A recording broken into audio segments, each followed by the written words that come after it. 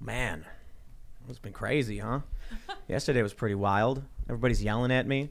Got people tweeting up a storm. For those that didn't hear, we got pretty heated in the members segment. Man, it was so yesterday we had Ari the Rugged Man, and we worked it out. We hugged it out. We got heated. There was some yelling. There was some standing up and slapping stuff, and that was all in the member segment. A lot of people just did not understand what happened. They thought it was on YouTube and it got deleted. It was never on YouTube. It was on Timcast.com, and that was the biggest member segment we've ever had.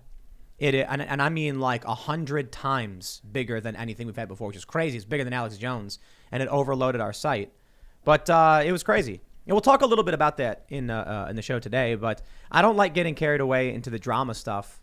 But I do think there's so much misinformation already about what happened, and we should talk about how we felt about how things were going, like what was going through our minds and stuff, as things got pretty heated. But I mean, I don't know. I didn't even really think it was that big of a deal. I was like, man, wow, crazy. But apparently, a lot of people. Like Daily Dot wrote this ridiculously fake article. Great. And there's something really interesting about what the Daily Dot wrote. They wrote that I called RA a racist prick, and then they go on to say that Tim Pool is white. And I thought about that, and I'm like, if I'm a quarter Korean, 2 generations of mixed race families, but I am definitively factually white, and I'm like, that would be a really interesting precedent for their ideology as it pertains to all mixed race people. You know what I mean? But we'll talk more about this. The bigger news is that Nick Sandmann settled his defamation suit with NBC for a confidential sum, which sounds like it's probably a decent amount of money. Might not be as big as many people think, but, we'll take a look at that. We got President Biden apparently calling Kamala Harris President Harris again. We got MSNBC saying Ron DeSantis' anti-woke bill is, what is it, in codifying white supremacy or some other stupid trash. Man, it's Friday. How about we just chill, have a good time? We got a bunch of people hanging out. We're hanging out with Olivia Rondeau. How's it going, man? I'm so happy to be back. You got to pull up your mic. Oh. And talk up. Speak up. Okay. There we go. I'm so happy to be back. Perfect. So what do you do? Who are you? I'm Olivia Rondeau. I'm a journalist, and I consider myself to... You got to get the mic real close. Okay, right here? Right up. I'm turning you up. There all right. Journalist and liberty activist. You may have seen me... I was telling Letty to turn the okay. He's signaling me to turn you up. Okay. There we go. Recently, I've been on Kennedy on Fox Business a lot. You may have seen me on there, or an HBO talk show called Pause with Sam J. I was also on there this year. Perfect. Sweet. Thanks for coming. Thank you. You were here before, too, though. We got Shane Cashman. What's up? I'm the writer and host of Tales from the Inverted World. We just put out our first book, Volume 1, Close Contact with Ghosts, Simulation Theory. Look at that. There's a book. Go down a lot of rabbit holes, look at a lot of weird stuff.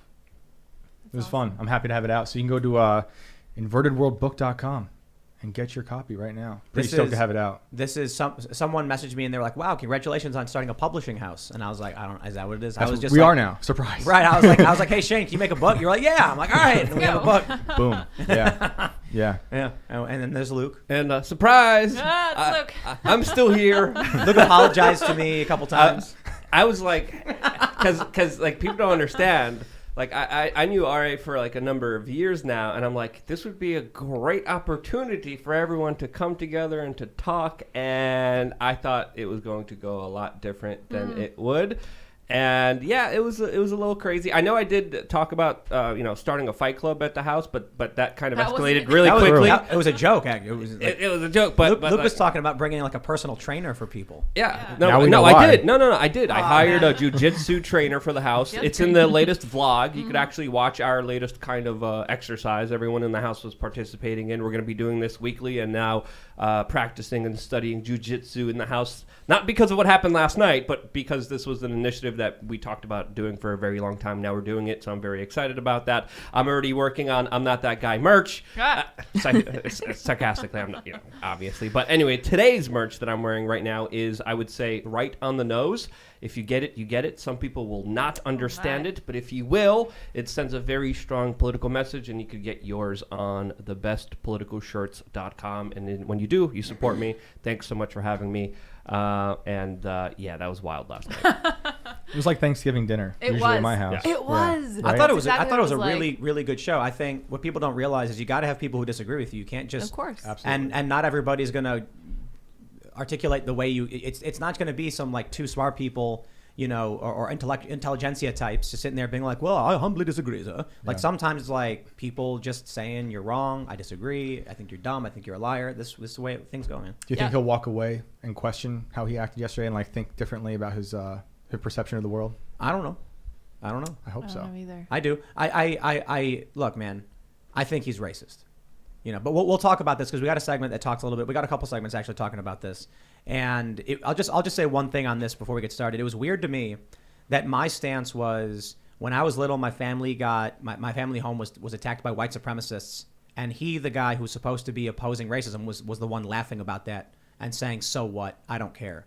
So I'm like, you really don't care. Like, how is it that I'm the guy saying white supremacists are bad, and he was the one laughing, saying, you know what I mean? Projecting. But we disagree, and that's fine. I don't got any beef. I disagree with him. Yep. Anyway, Lydia's here pushing Yeah, buttons. I'm also here. It is true that you have to meet people where they are, and they're not always going to articulate in the way that you would like them to.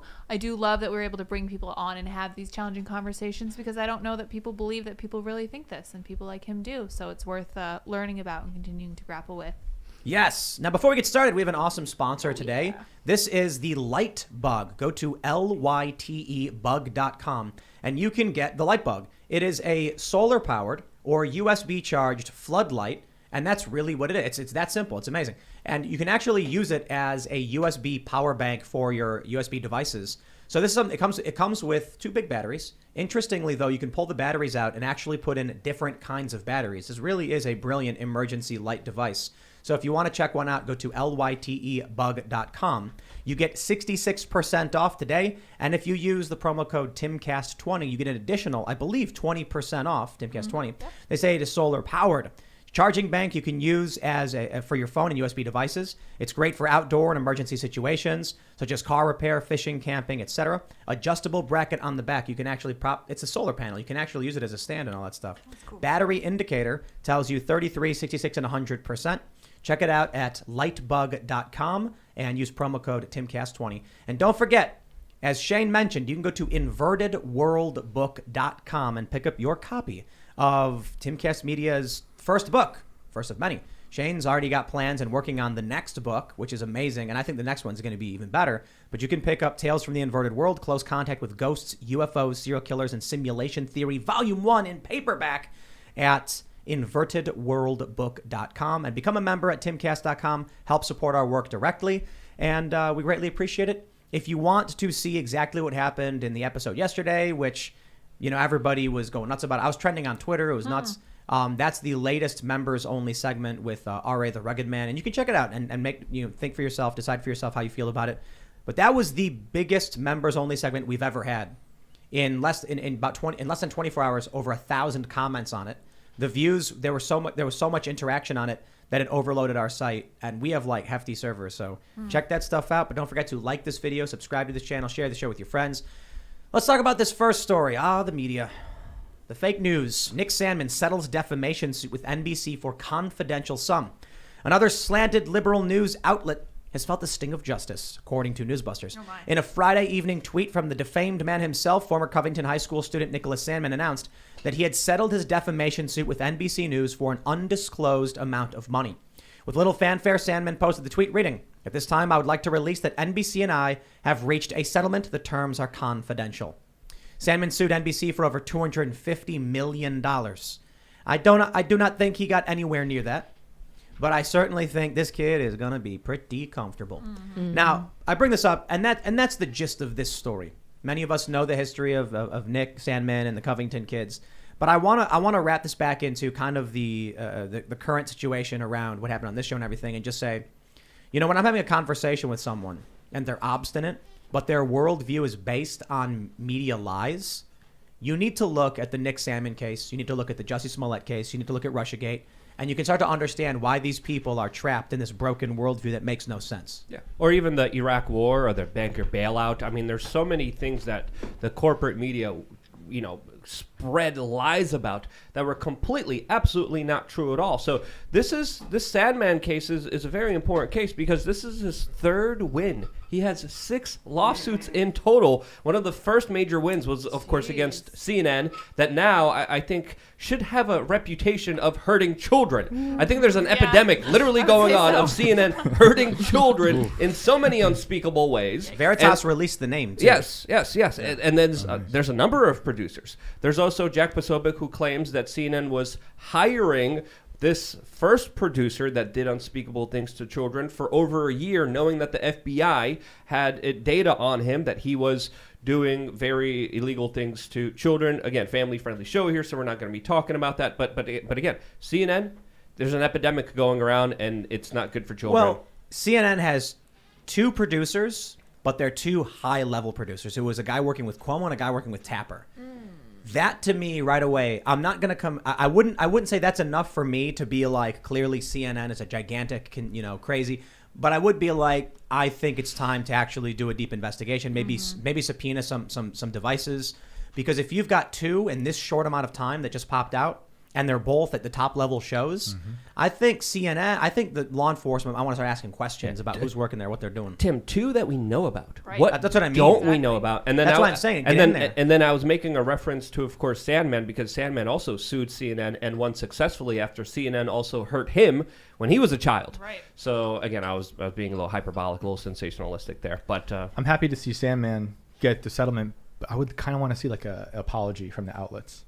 You know, I want them to come out and be like, we broke your worldview, we fractured reality, and we're taking account, but it'll never happen. We lied. We slandered a literal Yeah, child. God We forbid. slandered a teenager for political propaganda purposes, but, Here's some money on the side. yeah. And only to We're him. not going to get anything satisfactory. The lie travels halfway around the world before the truth can strap on his boots. Yeah, because there's people still roaming the world who believe in the false reality from the beginning, like the Rittenhouse thing.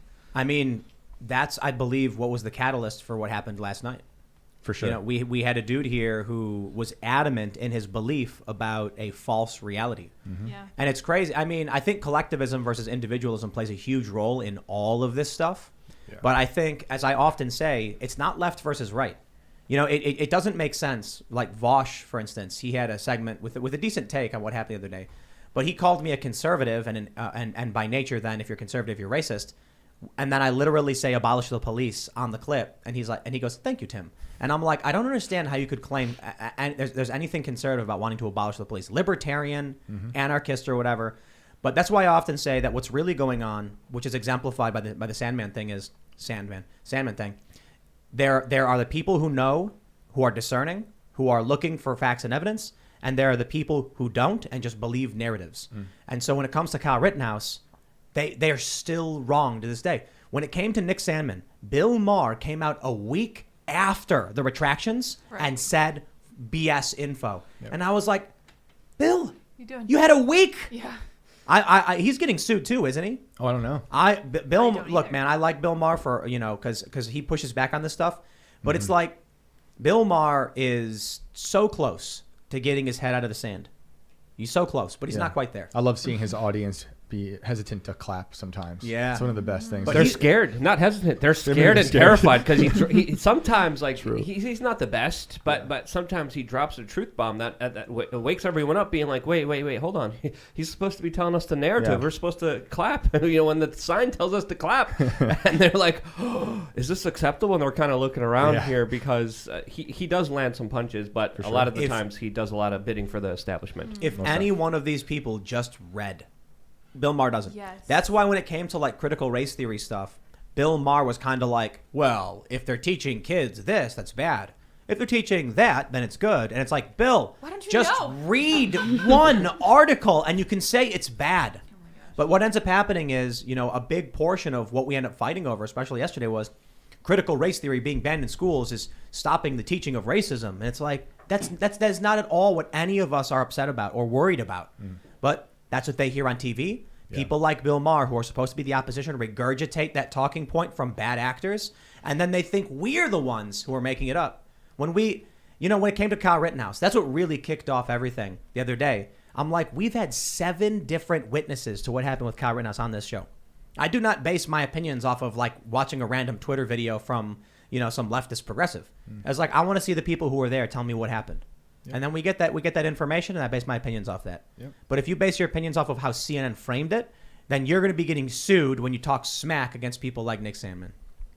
Absolutely, and the facts matter here, and your words matter, and that's why you should always be careful. And if if you make a mistake, you should issue a correction. A lot of these newspapers, a lot of these news organizations don't have anything holding them accountable. They publish a retraction, maybe on page 17, maybe in a little byline.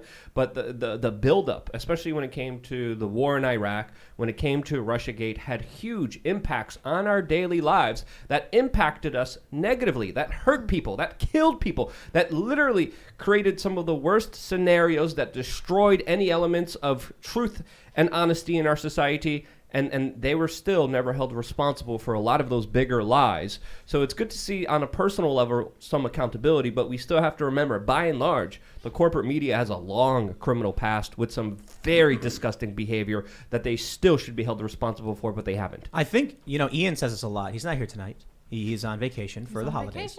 But he says a lot. All of this started breaking apart when 9/11 happened. I think he's right. I think, after 9/11, you get the Patriot Act. You get the Iraq War, the war in Afghanistan. You got this matrix narrative that started. It just started changing things, and then you get. I mean, to be completely honest, it may have actually even been the 2000 election, how contentious it was.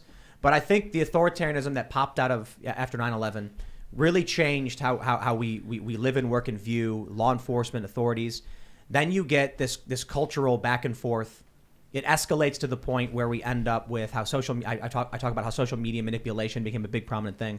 But I believe that there was a major fracture in the timeline around 9/11. Yeah, and 9/11 brought in that fear that translated to political power for the intelligence agencies and the government secret agencies that profited off of it in so many different ways, whether it was insider trading. I don't want to get into the nitty-gritty. I don't want to get into the details here, but I would argue that what happened after 9/11 was trauma-based mind control. Literally, people were shown thousands of people dying all at once, and then blaming other people in other countries who had nothing to do with it, saying, they did it, they killed your friends, they killed your family members, they could kill you next.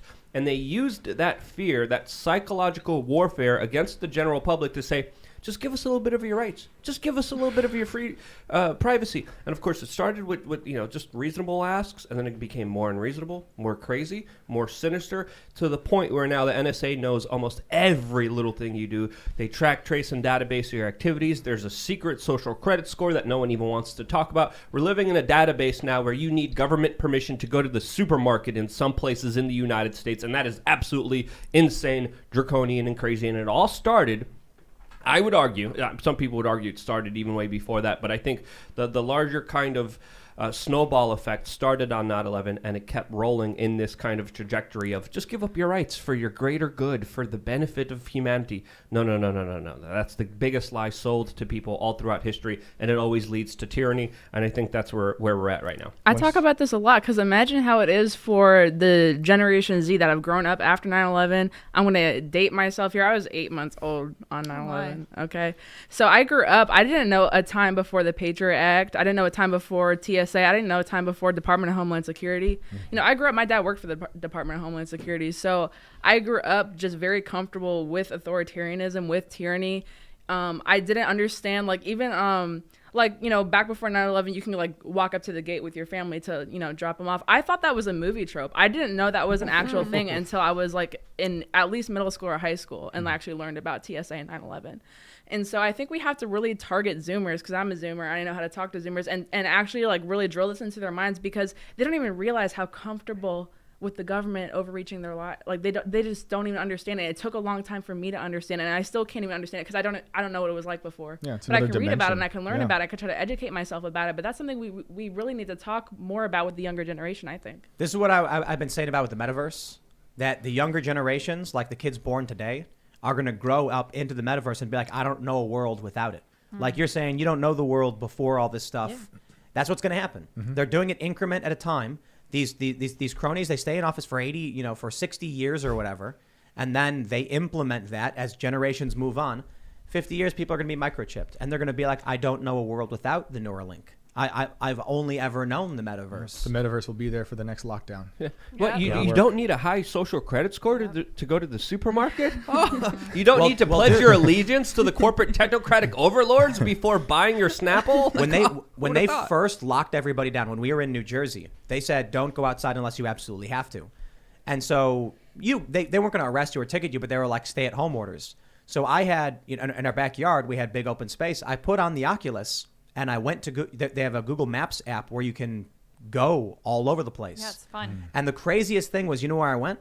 You know where I went when I put on those Oculus in New Jersey? Your neighborhood? Here. Yeah. Oh, here. Yeah, I went here. I went to Harper's Ferry. No. Oh. And I crossed the bridge and I was going through the neighborhood. And then we started trying to figure out where to go. And I was like, let's go here. So I was actually wearing the headset. And you can like look around on Google Maps and like move forward. You click and you move forward. And it was crazy to me that everybody's locked in these cubicles and their little garbage little studios.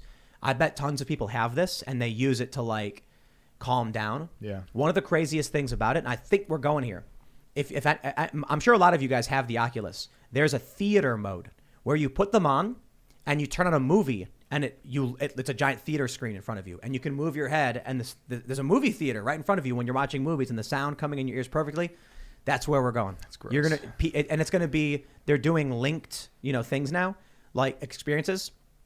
You're gonna be sitting in your chair in your, 200 square foot bachelor pad. I need to correct you. Yeah. You're going to be in your pod. You're gonna be in your pod. Yep. This is like, I will not be in the pod. I will not eat the bugs. I will that's not right. watch movies on the Oculus. Are those the pods they're 3D printing in Switzerland? Probably. Yeah.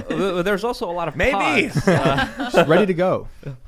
Yeah, but you'll like, hey guys, you want to go to the movies? And you'll put on your Oculus. You'll go into the metaverse, and you'll be like watching Spider-Man with your friend sitting next to you, and you'll look to your left and you'll see their little like carrot avatar, and the guy in front of you is like a rabbit, and the guy behind him is a duck, and then someone's a caricature of Mickey Mouse or something. I think, a lot of people say the Matrix is a documentary for a very specific reason, because when you look at essentially what they're calling for, especially with the World Economic Forum, with a lot of very powerful globalists living in a pod, being connected to the virtual world, and then having bug paste and bug juice and this artificially GMO created paste given to you as artificial meat. That's literally, what was happening in the Matrix, with people in their little pods being used as bubbles, being used as batteries, literally being plugged into the virtual world. And I think probably some like top tier globalist either inspired the Matrix or saw the Matrix and was like, I want that. We're going to make that happen. What a dream. Yes. Yeah. You'll have nothing in the real world, but everything in the metaverse. Exactly. Yeah. You will own nothing and you'll be happy. You'll have no privacy. And that's essentially what they were calling for. They deleted that article, so people can't pull it up right now. But when you look at the article, when you look at a lot of their papers that they released, they essentially write the blueprint for what could be described as the Matrix, as you living in a pod, being their source of energy, their battery for their own personal enjoyment and benefit, living in their world that they fully control. And I feel like the first seed of that is media manipulation, right? That's why we joke about how these people are in a cult. They're in the Matrix. Like, now eventually they're going to be in the Matrix, and they're going to gleefully clap and cheer as they enter it, which people told us in the super chats that's actually Matrix canon. In, I guess, the Animatrix, humans chose to enter the Matrix in exchange for a paradise, but then the robots were like, it doesn't work, people don't want it, and then like switched it up on them. Whoa. Let's talk about MSNBC. Let's keep it going with the fake news. We got this from Newsbusters, another story. Insane. MSNBC host thinks DeSantis wants to codify white supremacy by banning critical race theory. MSNBC is known for its insane and vile commentary, which occurs on an almost daily basis. But this one might be the craziest comments this week. During a segment on MSNBC's The Beat with Ari Melber, fill-in host Jason Johnson discussed Governor Ron DeSantis, his support of a bill that would ban critical race theory in public schools. Johnson claimed the proposed legislation, titled Stop Woke Act, is DeSantis's new effort to codify white supremacy for political gain. What does white supremacy mean? See, this was one of the big issues that occurred. One of the points of contention for the episode we did with R.A., the Rugged Man, was that I don't think even he knows his own definition of white supremacy. Right. And a lot of people don't. Typically, the cultural right believes white supremacy to mean someone who believes they are genetically superior based on their race or the ideology of that. But the leftists, critical race theorists, believe white supremacy literally just means dominant culture. So when the left says white supremacy, they're referring to the fact that most people in this country are white. That's it. So they'll say things like, when they say, Hollywood is a white supremacist institution, what people on the right hear is that they're accusing people in Hollywood of believing they're genetically superior based on race. What the left is saying is that it's an institution created by white people that mostly benefits the majority, the largest, race, like majority race in the country. Because of this, you end up with stories like this. They make no sense. So so I would argue this: if you take away the word white supremacy and replace it for what they're actually saying, and say that Jason Johnson said the Stop Woke Act is DeSantis' new effort to codify traditional American culture for political gain, it's like, oh, yeah. Maybe. Uh-huh. Yeah. I mean, sure. I don't know. It doesn't sound nearly as insane. Well, I think definitions matter here, and that's why in yesterday's interview I was like, wait, what do you mean by this? What is your understanding of this? Because I think there was a disconnect with what we thought the words mean. And when it comes to the word white supremacy, it has been used and abused to such a silly level that I feel like in some instances it's losing its meaning, it's losing its power, because it rained and MSNBC was freaking out saying it's white supremacy that caused it to rain. I'm being facetious here, but they literally almost blame everything underneath the sun. If you're going on nature hikes, that's white supremacy. Going out in nature is white supremacy. And I'm like, you're devaluing this word and this meaning. So for MSNBC to say this as hyperbolic as they are, it's like, okay, what are you really trying to say here? Because you bastardized the language. They're so zombies. Much. They're zombies. Zombies and zombie lords. That was I loved that conversation we had when Ian was here. I was like, because NPC, zombies, kind of interchangeable. And then I mentioned, well, some of these people know they're lying. But I think the people at MSNBC who are saying this stuff are just mindlessly repeating the words. But there are people who know they're changing the definition of the words to manipulate people into joining their cult ideology. And so I asked, are zombies evil? And I think Ian first said no. He's like, no. They're neutral or whatever. And then we looked up, or actually, no, I think he said zombies are evil. In the official Dungeons & Dragons, zombies are evil. So even if you're mindless, like this is the perfect example of the banality of evil. Mindlessly going along with evil. I'm sorry, that makes you evil. You know what I mean? Yeah, Luke, you're totally right. The definition changing, and then they repeat the words that are they don't mean anything anymore. I'm calling this the death of language. That's how you create multiple realities, because there's a whole group of people operating in certain definitions, and there's another group of people operating in different definitions. Like when the guy drove the car through the people at the Christmas parade, we saw a lot of tweets and headlines that was a car that drove through people. The SUV. That's you're killing language there, right? It was an accident. But if it was someone else who looked differently, they would sensationalize that to make it very specific, to make it, you afraid of that. It's almost as if it's Orwellian. It's almost as we're going through double speak, which I've heard of that. Yeah. And I think that's we could relate to that, since, of course, even scientific definitions of herd immunity, vaccines are being changed right in front of our eyes when it meant something else previously before. And I think the same thing is happening with white supremacy. Exactly. The word racist changed. That went from being just prejudice against somebody because of their race to being about powers and systems and oppression and prejudice, and white people or black people can't be racist, and white people are they can only just have prejudice against Larry them, Elder, racism the against black face of white supremacy. I mean, it has no meaning. It's watered down, but it's like crazy that these audiences either love that they're changing the definition or don't realize it. But either way, it's the same end result, and it's evil. There's a couple of the issues, and I gotta say, like, we all really want to talk about what happened last night, but it really was a good example of the culture war, and what happens afterwards. So one of the things that happened afterwards is Vosh. We've had him on the show a couple times. Right. He's made progress. I have great respect. When he first came on the show, he called me far right. Yesterday, or maybe earlier today, he called me a conservative. So he's moving me closer to the middle. That's almost a liberal. Almost, I'm getting close to being a centrist. But he actually defended me. He made a really good point. He said something like, let's be real, guys. If this was any other mixed race person explaining they experience racism and a white person was laughing in their face and insulting them, you would be on that person's side. But because it's Tim Pool, you want to be mad at him. And I was like, wow. And then Vosh went on to say Tim Pool is a conservative, and then of course that means he's racist. And I was like, oh, come on, so close. you're so close. And then I go, and then he presses play, and I go, I want to abolish the police. And he goes, thank you, Tim. And I'm like, bro, the problem is everybody shared one small clip, so the narrative becomes something untethered to reality. If any one of these people would just actually take their heads out of the sand and consume media to better understand it, then a lot of this might stop happening. But the other issue is when it came to the actual conversation with RA, many of these people don't agree that he is being racist because in their new moral framework or lack thereof, white people are allowed to insult people who are not white, and that's not racism so long as their ideology is in line with the tribe or the cult. So when they say racist, what they're really saying is deviant. They're saying you're a deviant.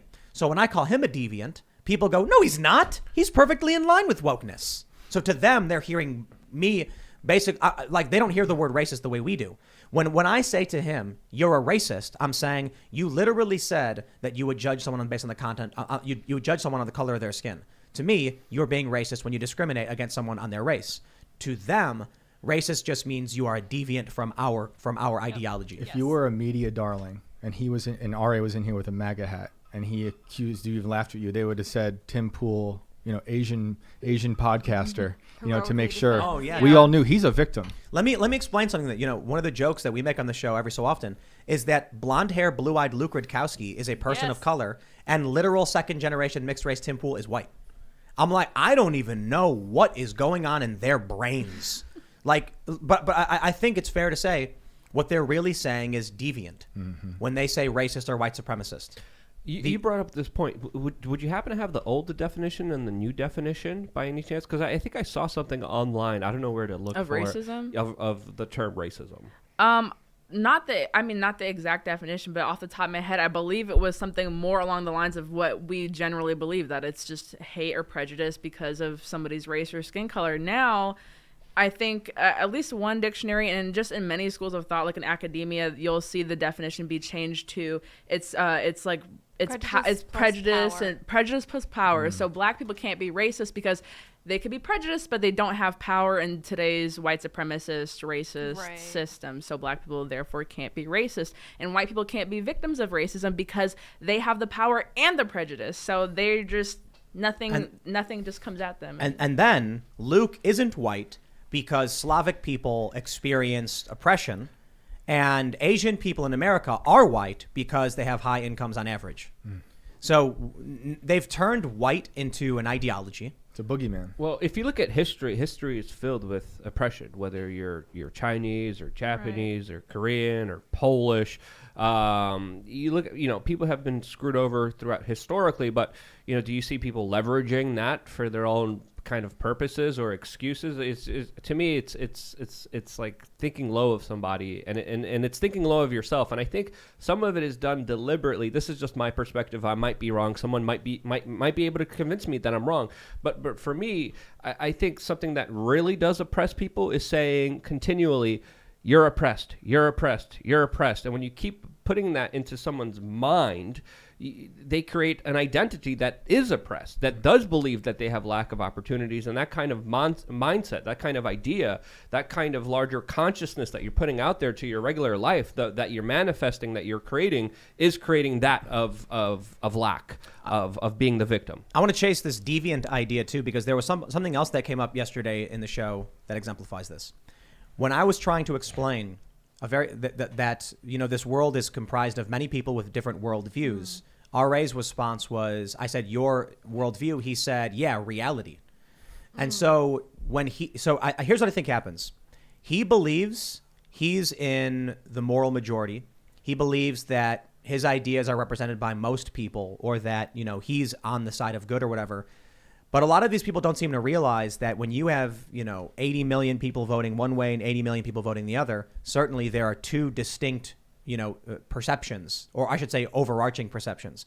So for me, when I started getting into this work, and I mean, just doing journalism in general, I remember I went during Occupy Wall Street. There was a pro-life rally at the Federal Building by Wall Street, by the stock exchange. And we went and we saw all of these people and we saw them waving their flags and I listened to what they said. And my attitude's always been like, if we're talking about helping the working class, that means recognizing that half the working class are conservative and half are, left or whatever. And that means we really need to understand where people are in general, not just one side of things.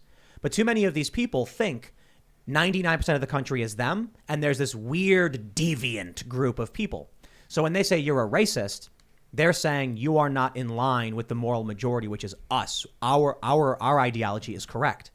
And then when I try and point something out, like there are 80 million people who roll the other direction from you and don't agree with you, they say that's not true. They don't believe it. They reject that, or they say, well, those people are wrong and crazy or grifters or liars. And it's like, that's why you'll often hear people say that the right thinks the left is misguided, but the left thinks the right is evil. I think that's starting to change now with many on the right, and the funny thing too is the right is not just right wing, it's also comprised of the center. Like if you actually look at Pew's research on this, which is hilarious, the stressed sideline, they call it, apolitical individuals lean right. And it's because the left has gone off the rails. When you look at that Axios poll we looked at last week, that shows young Democrats are overwhelmingly antagonistic based on politics and not conservatives, we can see whatever is happening, it's happening as an effect of modern left culture or whatever.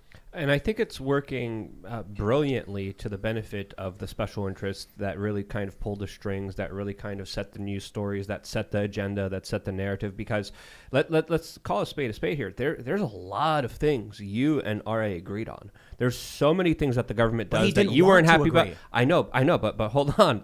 Let me just get to this point.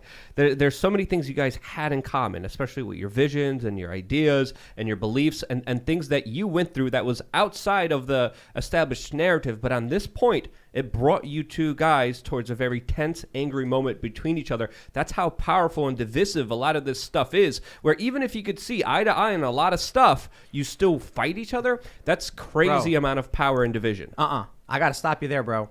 When RA says to me, you think you've got it worse than black people in this country? And I said, no, I agree with you. I actually did work on this subject. And then he says it again 3 times. I'm like, bro, I don't know how many times I need to tell you. I agree with you on that. But for him to just be like, no one is allowed to talk about racism because of the black struggle, I'm like, this dude you cannot reason with. I literally tell him, you are correct. I agree with you. Critical race theory should not be banned in schools. It's just the praxis of. And he goes, okay, all right. How many times does he need to say something? He goes, y'all called Kyle Rittenhouse a hero. And I said, we never did that. And he went, okay. I'm like, how many times do I need to reach out and say, I agree with you, I agree with you, I agree with you? But he didn't. It's like, it's not. Yeah. It's that's why I'm saying it's about being a deviant. It's about not being in line with our orthodoxy. So that's what they're calling you. Yes. By and large, what I was saying, you said it more eloquently and a lot better than I did. Because again, there was terms of agreement, but it still led to confrontation, which to me is mind-boggling of how they are able to control the narrative in a way where it still leads to no understanding and a fighting, and that to me deserves to be pointed out. But listen, I think we all understood him. I think we were all analytical as to think, like we analyzed the things he had been saying. He talks about news in a way where he didn't understand things. He was talking about how we didn't know what critical race theory was, and I gave him just a very generalized, here's one of the authors, here's what they've stated, here's what they've believed, because I read this stuff. And full disclosure, when we had Vosh on the first time, I was miserable in trying to break down what critical race theory was, and I think Vosh made a great point when he was like, you don't know what you're talking about. And I said, well, my view of it is the cultural like wokeness and stuff, but you know what? I absolutely owned up to that and said, it's a good point. I should not use a phrase that I have not read the literature on. So I pulled up the book from Kimberly Crenshaw and I started reading. Did not read the whole thing. I read the first few bits of it to understand the origins of it. I read quotes and comments from Derek Bell. I read some D'Angelo and some Ibram X. Kendi. And I'm still not going to pretend to be an expert. But for someone to come in here, say these things, and for me to be like, which of these authors do you agree with? And him to be like, I don't know that. I have no idea. I don't know anything about it. I'm like, okay, here's a problem. If I'm going to tell you that there's a lot of the stuff we agree on, but no matter how much we try to come to your side and say, we want to rectify this, you still just say, you guys are racists, you guys are white supremacists, you are bootlickers. There is no coming together. There's no compromise. There's no resolving this bridge. I'll just stress this point again. When I'm literally like, you are right and I agree with you. And the response from the other side is, I don't care. Screw you. You're a lying piece of crap. I'm just like, all right, that's it. It's conflict. The divide is real, and it's very strong. I'm trying to stay positive. Yeah. I met a lady. But I was going to ask, is there anything that could bridge this divide? Is there anything possible? I think so. I met a lady yesterday, total stranger, in her 70s. A nice lady. We agreed on books and music. And we were there looking at some stuff, and there was another gentleman there who I don't really know, but she knew, and she pulled me to the side and said he's an anti-vaxxer. And I was like, everyone can do whatever they want. I'm okay. And I didn't mind. And she kept trying to get politics out of me. And she was trying to like find labels and how to like pigeonhole me next, right? Yeah. And then 30 minutes later, she says, I wish every Republican would drop dead. Just like that. And she was totally fine. It was normal. Like she could say it to a stranger. Yep. And I'm like, well, that's a horrible thing to say. And I was like, I think you are putting labels on too many people, and you're hearing certain words like he didn't want the vaccines. Now he's all these things. Maybe he's racist in your mind, a MAGA supporter, whatever. And I'm like, if you just take the labels away and you talk to people about the real problems, you'll probably agree on lots of things like what Tim and RA were talking about. And then she was like, I did have an hour-long conversation with this man. He was very nice. But once he said the vaccine thing, all the alarms went off in her head that she would hear the buzzwords on CNN. And I think if you start to strip away labels, like that's why that when I see words like woke, I hate words like that. I'm so sick of words like that because it automatically makes anyone who agrees with woke stuff and who doesn't agree with it want to fight about it. Yeah. Just strip away those stupid words. I think we use too many bad words like cancel culture and woke. There's a compulsive need to label people, though. People try to do the same thing to me all the time, and even when they find out what I believe in, there's still no label to put on it, so then they get even more frustrated. But I need to know, I think it's getting worse, actually, the compulsive need to label people, but I need to know, like, how do we combat that? Like, how do we change the messaging to the point where people don't feel the need to be like, hey, like, what do you believe about that? And then immediately assume your political party or assume everything else you believe. It's like gang members. It's like, are you a blood? Are you a Crip? We're gonna stab it is. You. It's for real. Dude, I really, Luke and I, we went to the Peace Wall in Northern Ireland, and I really recommend people go to Belfast and look at the Peace Wall. It will be a shock to your system.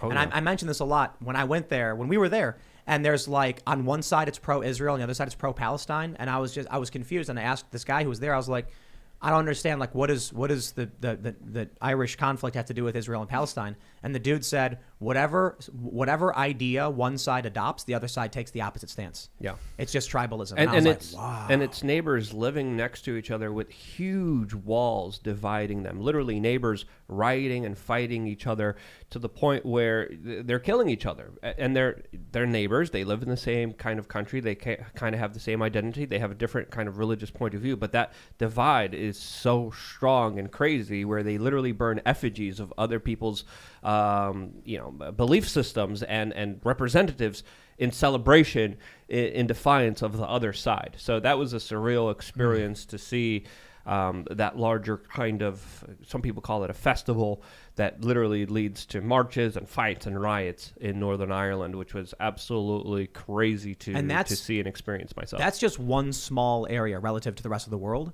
And this kind of thing is gripping the entire U.S. Like you saying, the lady said she wished Republicans would all just drop dead. Mm-hmm. Like, look, I think there's a lot of really great things to focus on in terms of, freedom. Gun rights are being strengthened. But there's also, I'm not trying to be a downer. I do think that freedom and individualism is actually gaining a lot of ground in a lot of different ways. But I also think the hyperpolarization is becoming more and more enraged. Like the way, like the story you explained it. Mm-hmm. People are just getting angry. Like, I don't care. Yeah. I just hate. Yeah. And that's scary. She's a victim of the corporate press. They fed her fear. But it's more than that too. I mean, so one of the things that R.I. said at the beginning of the show is that he said something to the effect of, all these media outlets are extremely divisive, and we're doing the exact same thing here on this show. And I said, you're right. I agree. We talk about that. When we see MSNBC say that, Ron DeSantis is codifying white supremacy or whatever garbage, and then we criticize them, and Newsbuster says they're known for insane, vile commentary and all that stuff. Yeah, we're sitting here with a bunch of people listening, and they're going to be like, I don't like MSNBC and what they do. And then we're going to get people who are only going to take small clips of this show and then do the counter of saying, look at what they're saying, they're vile, racist, or whatever. And all it does is create echo chambers where everyone hates each other more and more and more. I suppose the one difference is one side is objectively correct. and that side is whatever this side is. And it's not the right. It's not libertarian. It's just literally there are people who are right and people who are wrong. And if you look at the Jussie Smollett story, the Covington kids, Nick Sandmann stuff, you look at Kyle Rittenhouse, you look at Russiagate. Did I say Russiagate? You look at Ukrainegate, 2 impeachments. Wow, one side is objectively wrong all the time. What do I get criticism for? Bad predictions. Bad predictions are different from factual errors. If I see the stock market doing really, really well and then say, I think Donald Trump's gonna nail this election, and then a COVID happens and he doesn't, that's just me not realizing a pandemic was gonna happen. But when you say Donald Trump colluded with Russia and he literally did not, or you claim these kids were getting in the face of a Native American and they literally did not, you live in a twisted, malformed, decayed reality. And then if you become hateful and vile and angry or violent because of it, yeah, one side is dangerous. And when you have a horde of angry zombies, how do you deal with it? That's a good question. I'm running Is there to the anything woods. to I'm going help? deep in the woods. Yeah. That's literally what I did. I left New York City, went to the middle of the woods of New Hampshire, joined the Free State Project.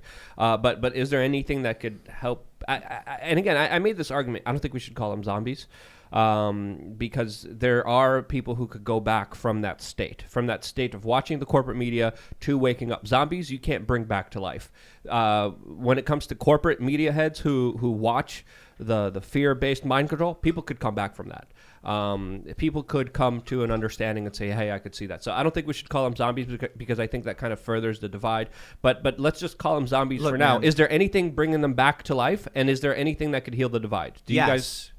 What is it? But I think when I say zombie, I'm referring to the people who are totally zombified. I think there's some people that you just can't bring back no matter how you try to reason with them, no matter what type of facts you put in front of them, as was demonstrated. I mean, you can agree with everything that they're saying basically, and they're still going to call you a white supremacist, racist, based off of these new made up definitions and terms. And they could literally be a white person sitting here yelling at you that I've had white people call me I'm anti-black and that I'm racist and that I hate myself and I have internalized racism and misogyny and all this types of stuff. And I can sit here and look at them and laugh at them and be like, and just ask them to explain themselves, and they can't. It's just because, like Tim said, it's just I like the word deviant. It's just because I'm deviant. Yeah, but there is a political transformation. There is a political change, and it happens in some people. Even Tucker Carlson. But it goes both ways. Pro-establishment, of course.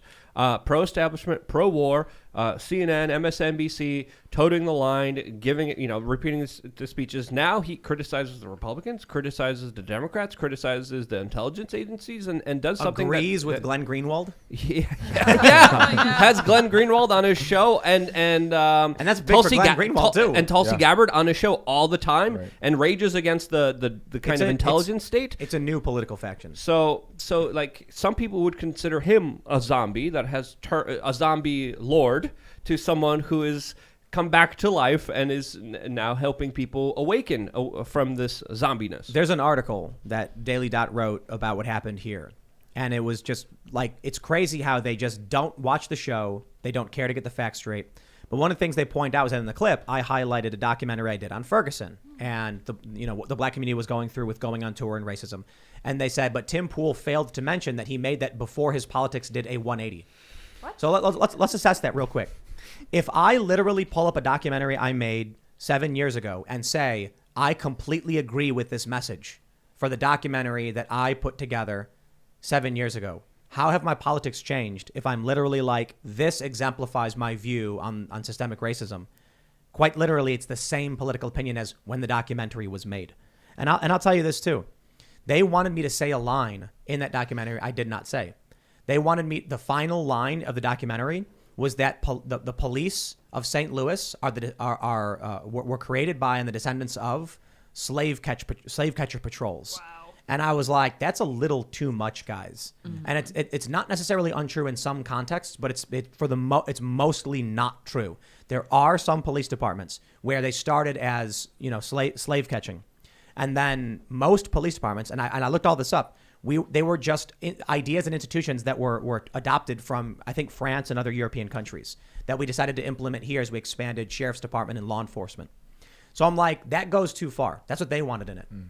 So my politics haven't changed on this. But it's really interesting because what that means is this group of people revolt, like they moved around me. So here I am in this position on the left, and the establishment media moves to the left where I stay in the same position. And now they're like, look, he spun a 180. And I'm like, yo, it's you guys who wrapped all the way around the other direction. How is it that I'm going to defend this and you're going to claim I disagree with it? They move so far left that you look far right.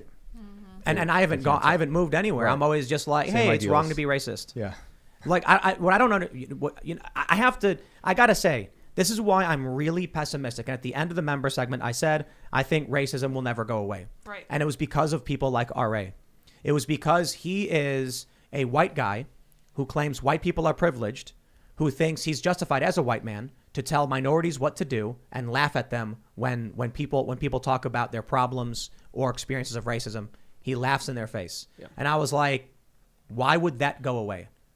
So this is a guy who in every respect, 100 years ago probably would have been a white supremacist. 100 years ago, this country was overwhelmingly white supremacist. And now, today, many people have adopted the more civil rights view and have become more accepting and more understanding. And he's still of the mindset. And it's not just him. I don't mean to single him out. It's the woke that they, as the white savior, the privileged race, has the right to determine what minorities should be doing. And I'm like, what changed? What about white supremacy has changed and these people are still doing it? Yeah, I think that's why it's important to be considerate of your virtues. And not just change on every issue based on your gang affiliation or the level of political power you're going to gain for standing on this side or acceptance from larger society. I mean, I always, throughout my journalism career, always said, okay, what are my virtues? What do I represent? What ideas am I going to go out there to the general public? And to me, it was always anti-war, freedom, privacy, the rights of individuals over the collective. And I always stood on those virtues, but I've been called a right-wing racist teabagger by Chris Matthews of MSNBC. Sean Hannity, I'm not sorry, not Sean Hannity. Bill O'Reilly said We Are Change is a jihad-loving leftist liberal organization, and I got slandered for it, but my position has never changed. Yeah. When Obama was in power, I was called a conservative. When Bush was in power, I was called a liberal. And again, I don't believe in any of that gang affiliation. Your virtues should matter more. Luke has one political position. Freedom. The government sucks. Yes, absolutely. I'm with you. I love I'm with that. you. I'm all for that. I'm with you. Abolish taxes, all of them, immediately. Oh, yeah. Love it. I'm in New York where we have new mandates now for the mask, It's and crazy. it's just like if you have kids and you love your kids, you hate your government if they try to get between you and your kids. Exactly. And they're trying to wear. I mean, they had like 5-year-olds running around outside this summer, 90-degree weather, with the mask on. I'm like, you guys are waterboarding these kids, basically. So what is the option for New disgusting. Yorkers? Like, what do you Leave? Leave? Oh, There's I no- think most of them like can't it. fight? I think most of them Let's- in the city area like it. Let's But pull up yeah. the story real quick, too, get some context Yeah. here. We have this from Timcast.com. De Blasio says people will be forced to accept COVID vaccines if their, quote, paychecks depend on it. Wow. This dude was giving an interview, and he basically said, I will destroy your life to get you to do what we want you to do.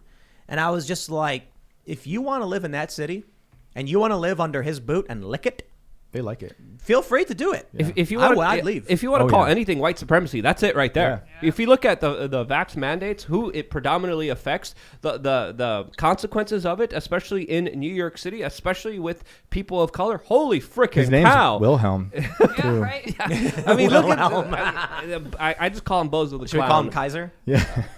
I am absolutely You know, just my favorite image flabbergasted from that this he year. still has any political power. My favorite image, one of my favorite images of this year, videos really, is him alone in Times Square dancing with Dancing. his wife.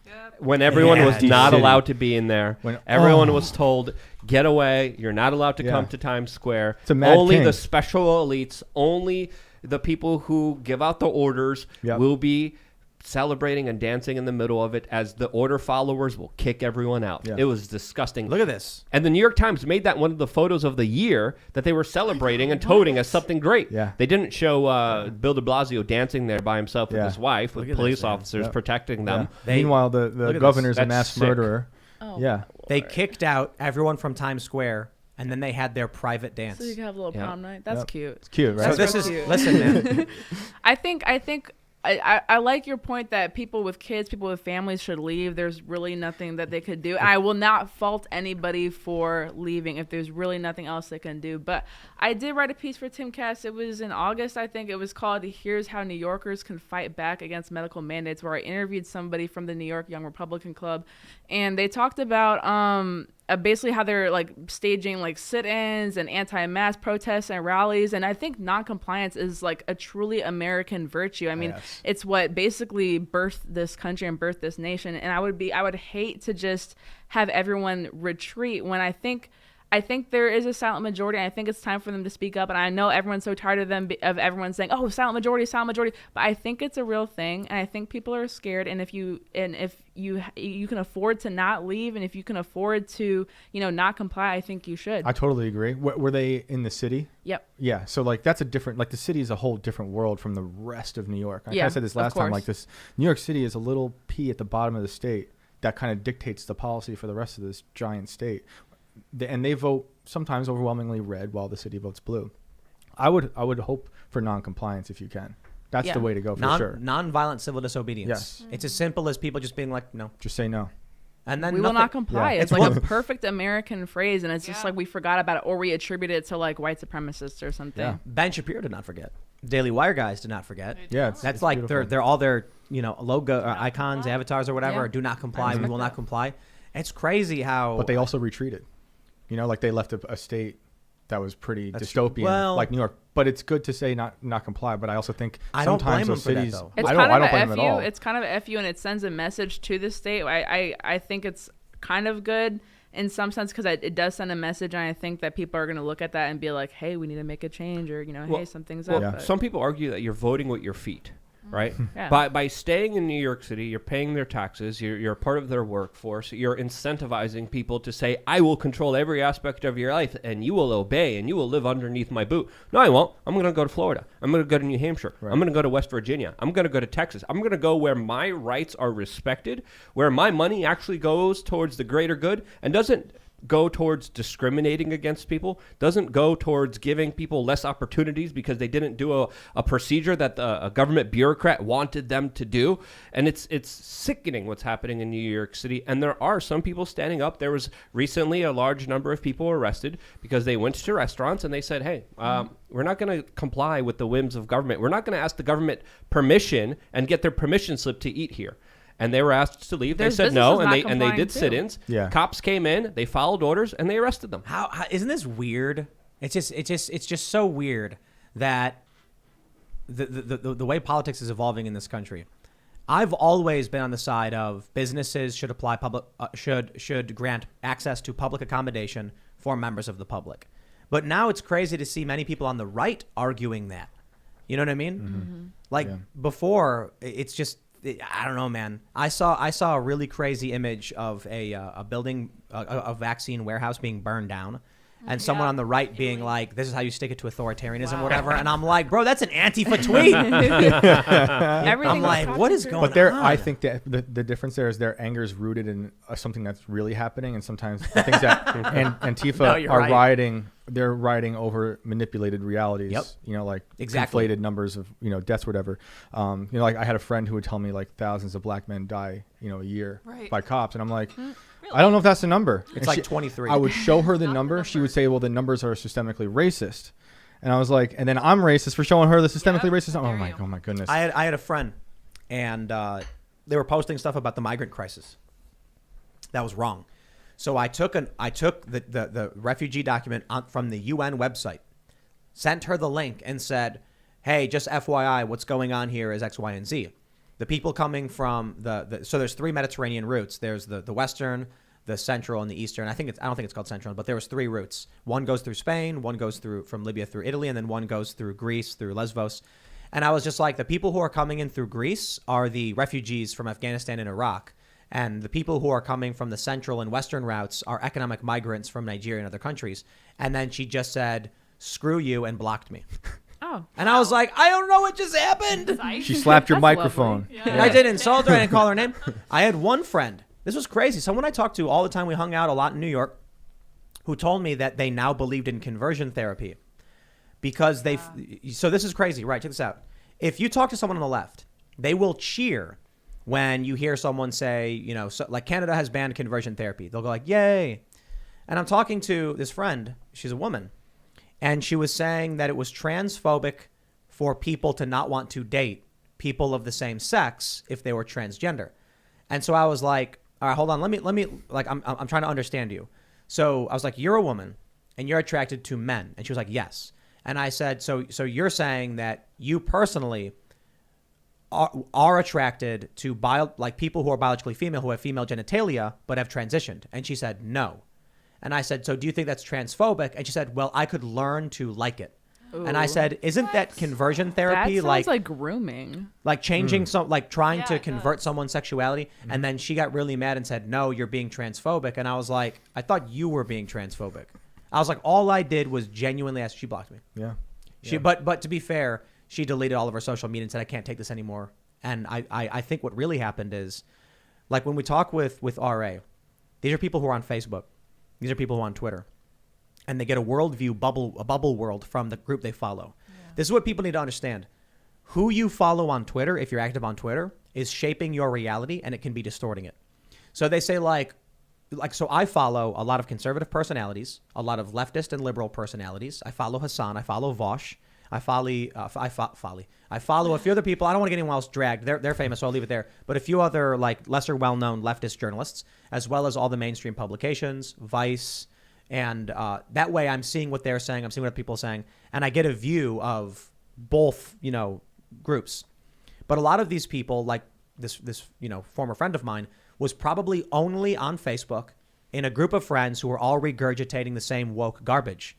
And then when I simply asked questions, I think what really happened was she realized the world she lived in on Facebook was not real, and she couldn't take the pressure of it anymore and deleted it.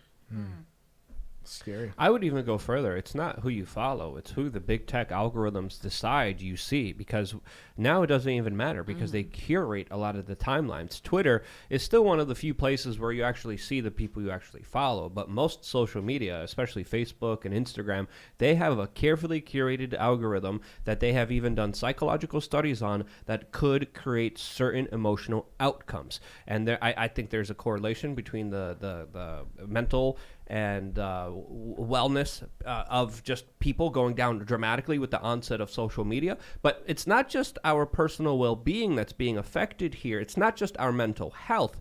It's also our political discourse, which is being bastardized. And I think the echo chambers that are created, the echo chambers that many people blindly follow, because also, as you mentioned, Tim, you try to get different perspectives, but a lot of people don't. A lot of people don't want to see different perspectives. They want to see their perspective regurgitated to them from different kind of points They of view. also might not have time. Reestablishing the same idea. Reinforcing that idea. I got to pull something up that's really funny.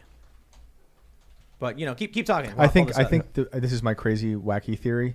Is Facebook years ago? Remember that debate over if it's a blue dress or a gold dress? Yeah. That was us getting prepped for the fracturing of reality. Oh, who believes no. what? And they're just back there. They're judging who does what.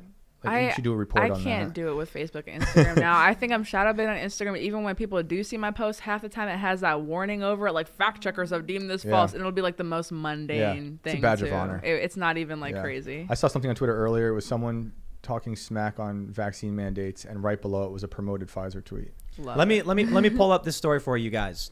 Tim Pool confirmed leftist. This is from ground.news, blind spotter. And it says 53% of the news Timcast interacts with on Twitter leans left. Top 3 influencers are Vosh, Michael Malice, and Jack Posobiec. Wow. Perfectly balanced, as all things should be. Indeed. Now, to be fair, the reason why it says most of the news I interact with leans left is because it's the New York Times, it's CNN, it's Newsweek. These are mainstream news publications. They lean left. The media has a leftist bias or a liberal bias. Michael Malice is slightly leaning left with a big, right wing right there. Vosh is overwhelmingly left, and Jack is overwhelmingly right. This right here is really fascinating. First of all, I'm obviously not a leftist, but I think it's fair to say that on policy issues and certain issues, I am center left, libertarian, a little, difference in opinion from Luke on some ways. But when you look at Vosh, his worldview is comprised almost exclusively of leftist media. Michael Malice's worldview is mixed between liberal and conservative media, and Jack Posobiec is a little bit of liberal media, but mostly conservative media. This makes total sense based on the way they interact with media, the things they believe, the things they say. Why does Vosh think that, the first time he came here, he said, Tim Pool, he told me to my face, you're far right. Because the only media he interacts with is left media, who make up, garbled nonsense about me. Now he says conservative. Why? Because he actually came here and interacted with me. And now, like, he comes here and we agreed on a bunch of stuff. In fact, when we had the Charlie Kirk and Vosh debate, I was actually a lot of the stuff he said, I was like, I agree with you. You're correct. That point is true. And these things are true. And then a lot of people who followed him were like, oh, I didn't realize, they're like based Tim and things like that. If these people just mixed up their news sources a little bit, got a healthier balance, everyone might actually calm down. The problem is New York Times, CNN, Newsweek, my top 3 sources, they lean left. So if Vosh is just watching MSNBC, CNN, reading The Nation and all that stuff, and it's overwhelmingly left media, then I don't know how you break someone out of that broken reality. Can you put anyone's Twitter handle in there? You want me to do you? Yeah. I can't. Luke, we are change? Luke, we are change. It's going to be like he's a crackpot conspiracy guy. Look at that, What? Luke. What? 44% left? 44% left. Bro, it's because the New York Times, You read Zero the other hedge. news? Zero Hedge and Hive. Hive. But it's because the New York Times is a left-wing publication. Yeah. So when you like Ground News is a good job of this.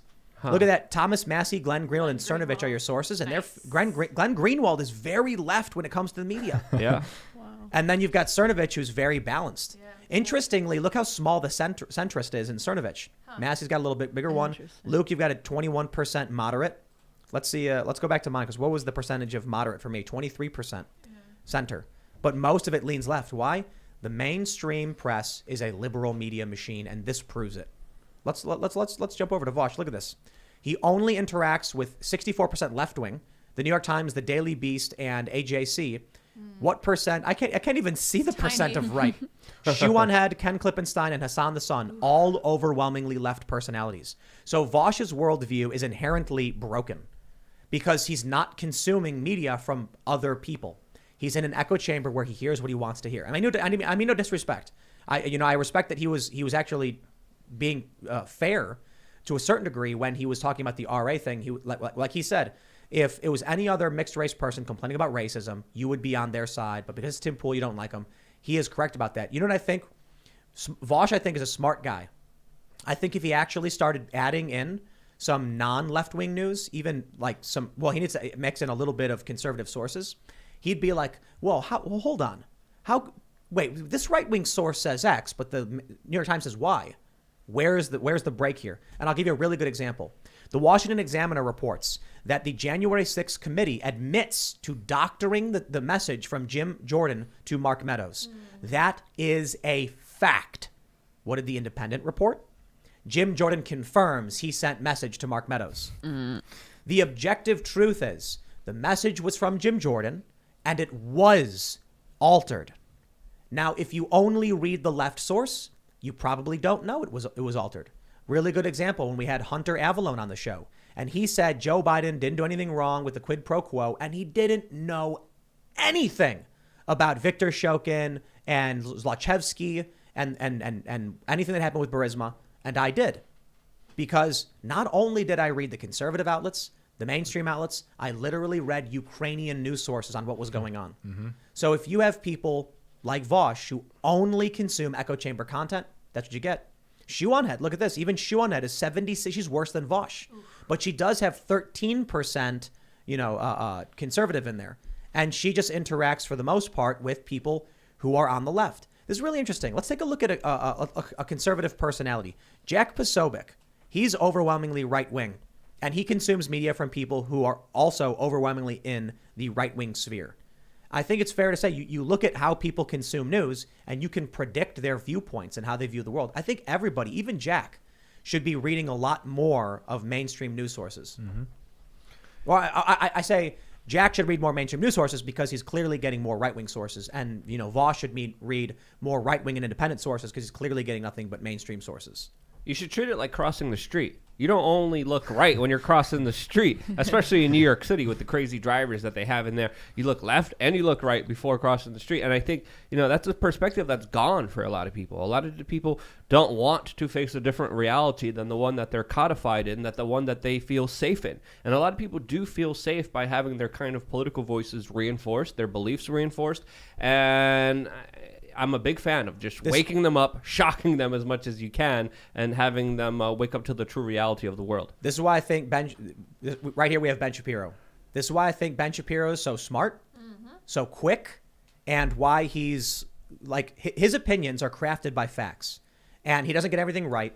I don't agree with all of his opinions, but you can see here from his Ground News Blind Spotter, 38% of his news is left wing, 18% is moderate, and 44% is right wing. It makes sense. Ben's a conservative guy.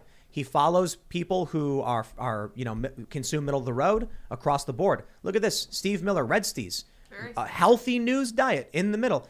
These are the people that I think, you are doing a good job. When Ben has a debate with someone like Malcolm Nance and he nails all of his facts and his opinions are crafted by those facts. Well read. Mm-hmm. Right. Yeah. From good sourcing and mixing it up and trying to understand both sides. I grew up with like 10 channels. And my dad's like a centrist, leans right, but he would always tell us like, you got to watch everything. Like, and I would always notice when he got into like friendly debates at Thanksgiving or something, he would know the other person's argument if they happened to be on the other side better than they knew his argument. So he's arguing their point and his point, and they're hearing things from him that are completely like from another world to them. So it's even being able to be willing to have those conversations. A lot of people are afraid of having those conversations. They're prevented at having those conversations. So even though yesterday was kind of a crap show, the conversation at least happened. People were kind of forced to have it. Yes. And I think there's a layer of it, too, that we could still salvage from the craziness, some kind of understanding from where other people are coming from. And I think one of the biggest signs of intelligence is being able to have an open mind. If you're able to hear ideas that are critical of yours without having an emotional reaction, and then you could logically, critically think about them and assess the facts of the case. Very few people do that. They just want to be emotionally clickbaited into something that makes them feel nice and reinforces their side. Let me tell you why Brian Stelter will never be on par with Ben Shapiro. And this is a good example. 90% of what he interacts with as a media correspondent for CNN is left-wing media. Oliver Darcy, who is a media correspondent for CNN, 85% left-wing content. These are the guys who are supposed to be covering the right. They don't even read it. Reliable sources. The media show on CNN is 99% left-wing media. Wow. They do not interact with anyone but themselves. These guys are sitting at the bottom of a well, talking to each other about. Actually, you know what? They're the people sitting in the cave, the allegory of the cave, looking at the shadows, thinking they know the world, and they're not interacting with it at all. Yep. So this is something that I mentioned to Olivia when I was driving her over, because I was like, I don't want to argue with someone who doesn't understand what we're talking about. I want someone who's well-read, well-informed, someone who can change my perspective because they know facts that I don't, like talking about redlining and blockbusting. That's stuff I want to know about because that changes my view on stuff like systemic racism. But it's very hard to find someone on the left. Maybe it's just because it's easier to only read left-wing sources, like what Brian Stelter apparently is doing. I cannot believe that these are the people that they choose to cover the media. I forget who it was who was advertising for a right-wing media reporter. And I was like, well, as far as I know, as far as these people are telling me, the right wing doesn't even exist. There is none. Yeah, I think there's also a debate to be had with a lot of people on the left wanting to give handouts, wanting to help others so they don't have to work towards something. Because when you have an idea that contradicts your viewpoint, you have to work to combat it. And I think there's an aspect of people having the ability to be able to work. And I think maybe that's why a lot of right-wingers are for work, for having this kind of Protestant work ethic compared to people who want to be the mother in our kind of larger society and give people help and be their supportive role. And I think a healthy society has a mother figure and a father figure that has both kind of influence on people's lives so they get a fair perspective on it, because if you go too far in either direction, you're going to be in an unhealthy direction, you're going to be unbalanced, and you're not going to be a person that's going to kind of fare well with the kind of rules and circumstances of our society. So I want to pull up, this is called Mediaopoly from Ground News.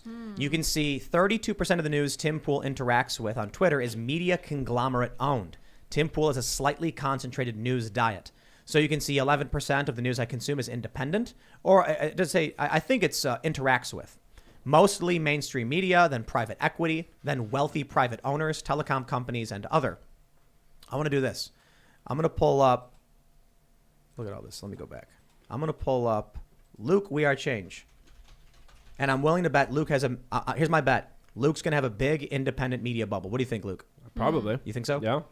Not so much. Bigger, Interesting. actually smaller than mine by 1%. You have wealthy private owners, Oh my. followed by Luke. media conglomerates and private equity. But here's the reason. Here's why I pulled this up. What do you think's going to happen when I pull up Brian Stelter? Ugh.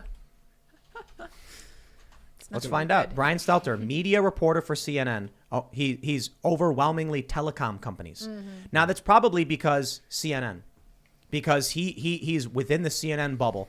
Reliable sources, 96% telecom. Wow. Oliver Darcy, telecom. These people live not only in a bubble of leftism, but they only really interact probably with the news coming out of their own network, which is full of garbage and, as we can see, heavily biased. So they're effectively, the way I described it with Jack Dorsey is that his worldview was shaped by gargling the sewage of his own platform.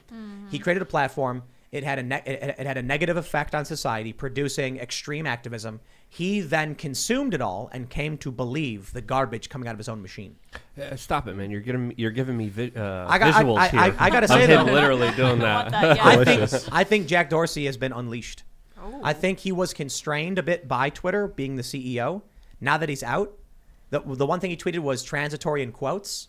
He tweeted that Rothbard recently. Yeah. I'm willing to bet now that he's not there, he's going to give it some time. He might come out and actually start blowing people's minds. No joke. That'd be nice. Would be great. I hit him up, actually. He It'd be great to interview. I asked him if he wanted to come on the show and talk about his views on blockchain, and the future of social media, and he said at some point. That'd be great. Well, Yeah. he's huge. More than I can say for a lot of other people. He's huge into decentralized currencies, and him, tweeting out Rothbard, is just a perfect example of people realizing the true power of decentralization and understanding that if you try to control everything in life and centralize power, you're creating real life harm that translates to, of course, the natural stopping of human progression. But Luke, we got to get real. We got to get serious. There Yeah, is that's right. serious harm that may be coming for all of us, and it's this story right here. Group of monkeys kill over 250 dogs for revenge in Indian town. What if they come for us? What if? I'm just kidding. Oh.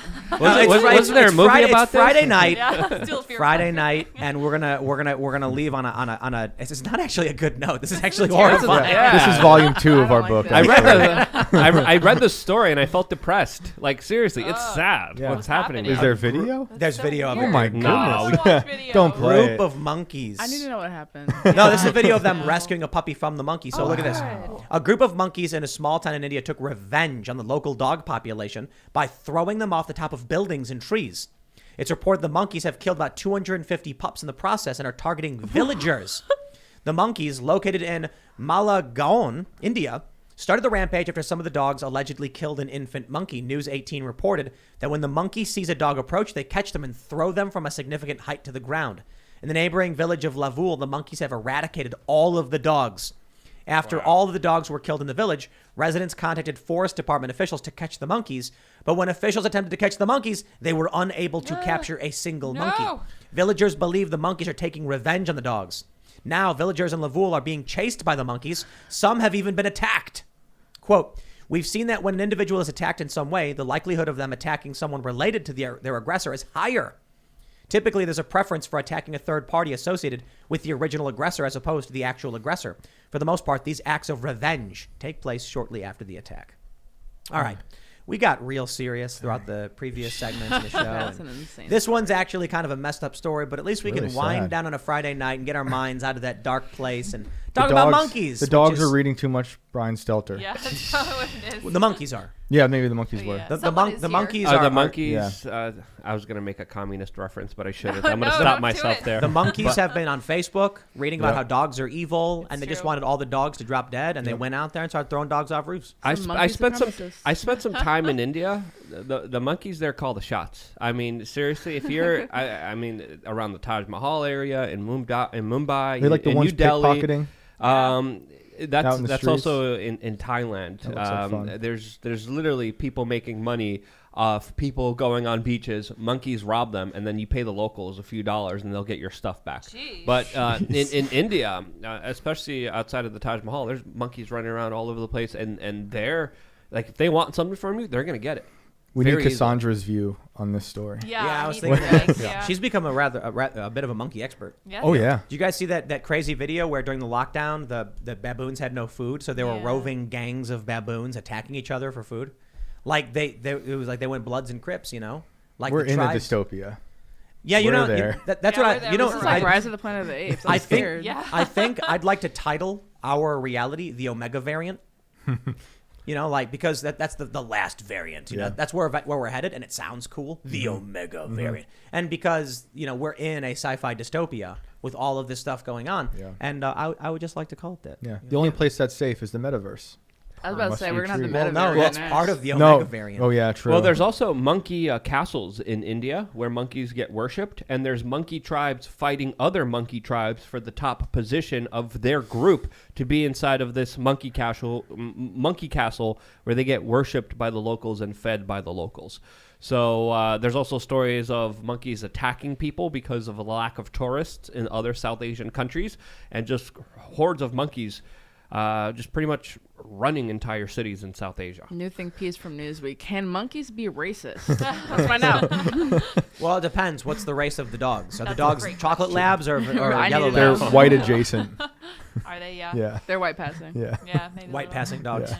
Well, this dog is actually white on its front and brown on its back, What do we call so it? I don't know. Mixed. It's white blended? passing. Oh, yeah. White passing. There's any amount of white in there. No White good. No good. adjacent. The monkeys are gonna come for us. Yep. That's true. It's a new When- Michael Bay movie. Did you? Yeah. Did you? There was a show I was watching. It was called like After Humans or something. I forgot what it was called. And they said that if humans disappeared right now, if every single person on the planet was just gone, house cats would take over. Of Really? course. Yeah, because they're they reproduce like crazy, and they're the only species besides humans that kill for fun. Oh yeah.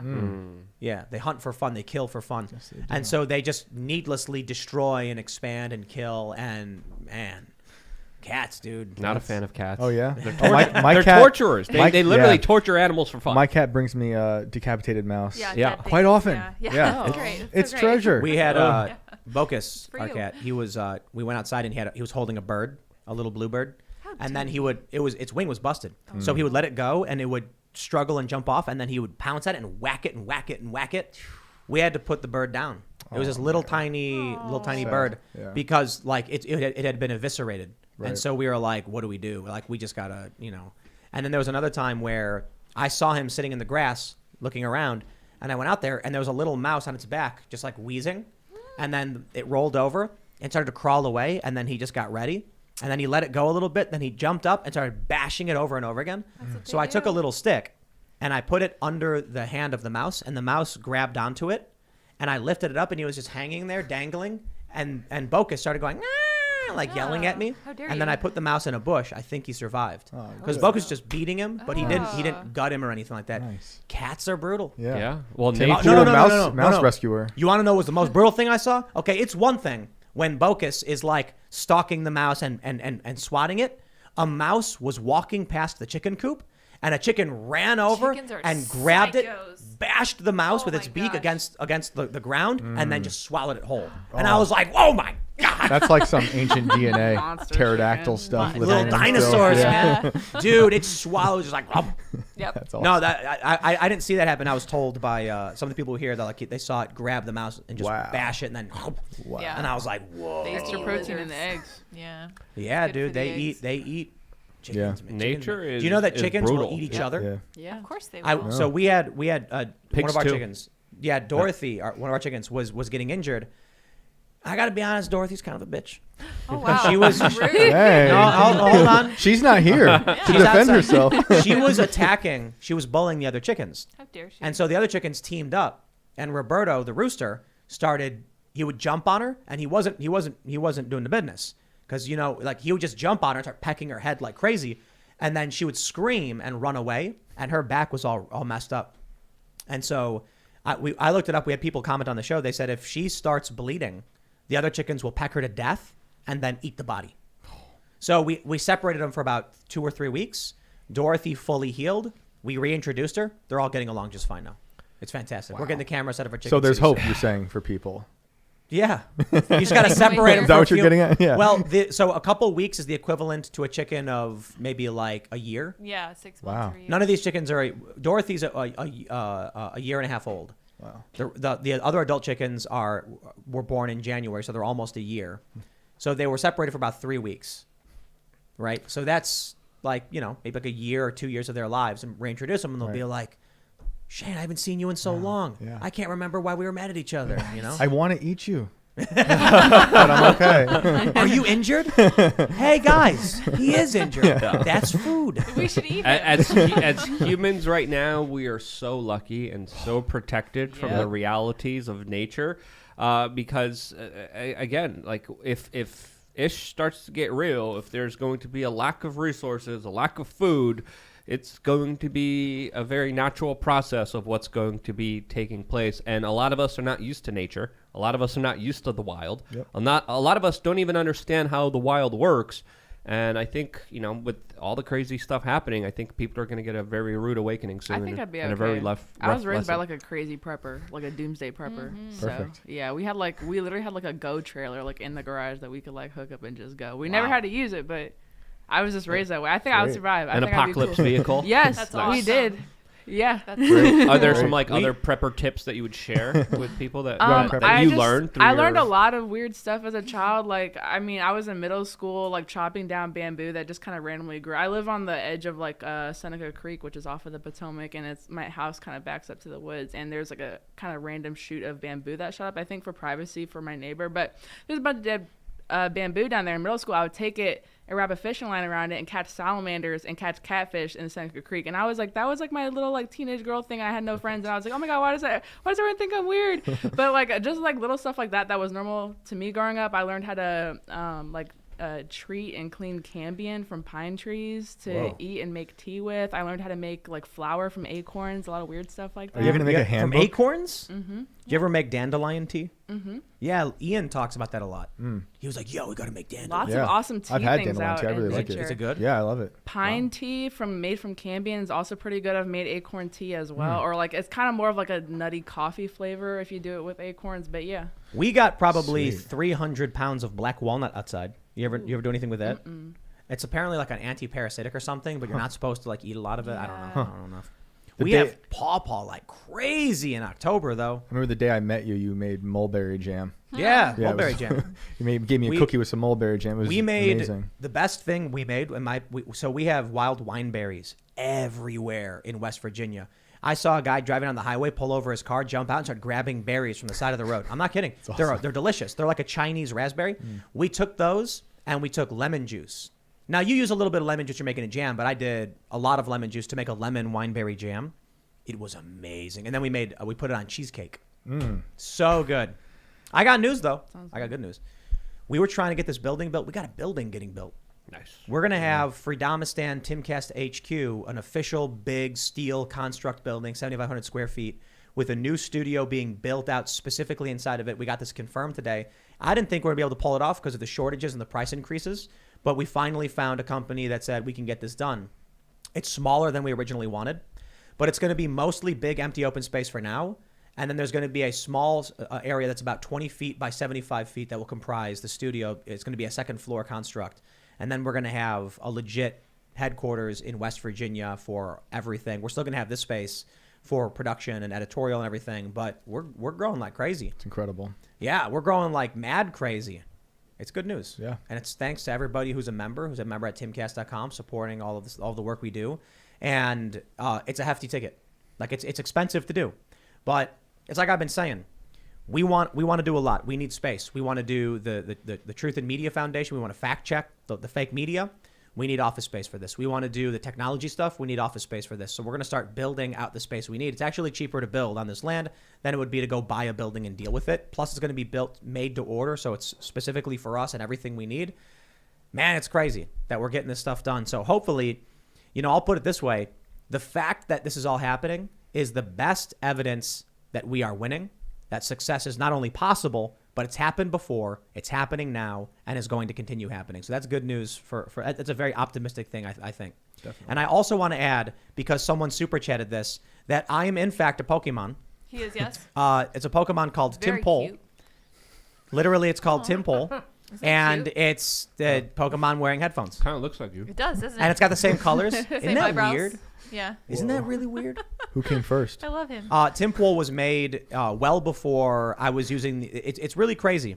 The colors we use for Timcast, the name Tim Pool, Simulation. and simulation for sure.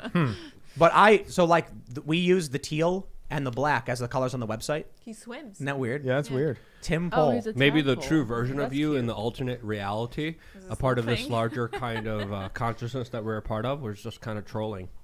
Someone's trolling. Yeah. Someone's trolling. He's so I don't know, cute. but somebody super chatted. They were like, "Why didn't you tell us that you were a Pokemon?" Just a And I was like, "Other glitch people have information. sent us this before." Tim Pole. Timple. That's Wow. weird. So weird. Yeah. It's like a well, tadpole, I guess. Yeah. Yep. So cute. Well, you're, that's you're even the right water sign. How funny. yeah. That is, and I'm a Pisces. Yeah, exactly. That's what I'm Yeah. saying. Yeah, you're a water sign.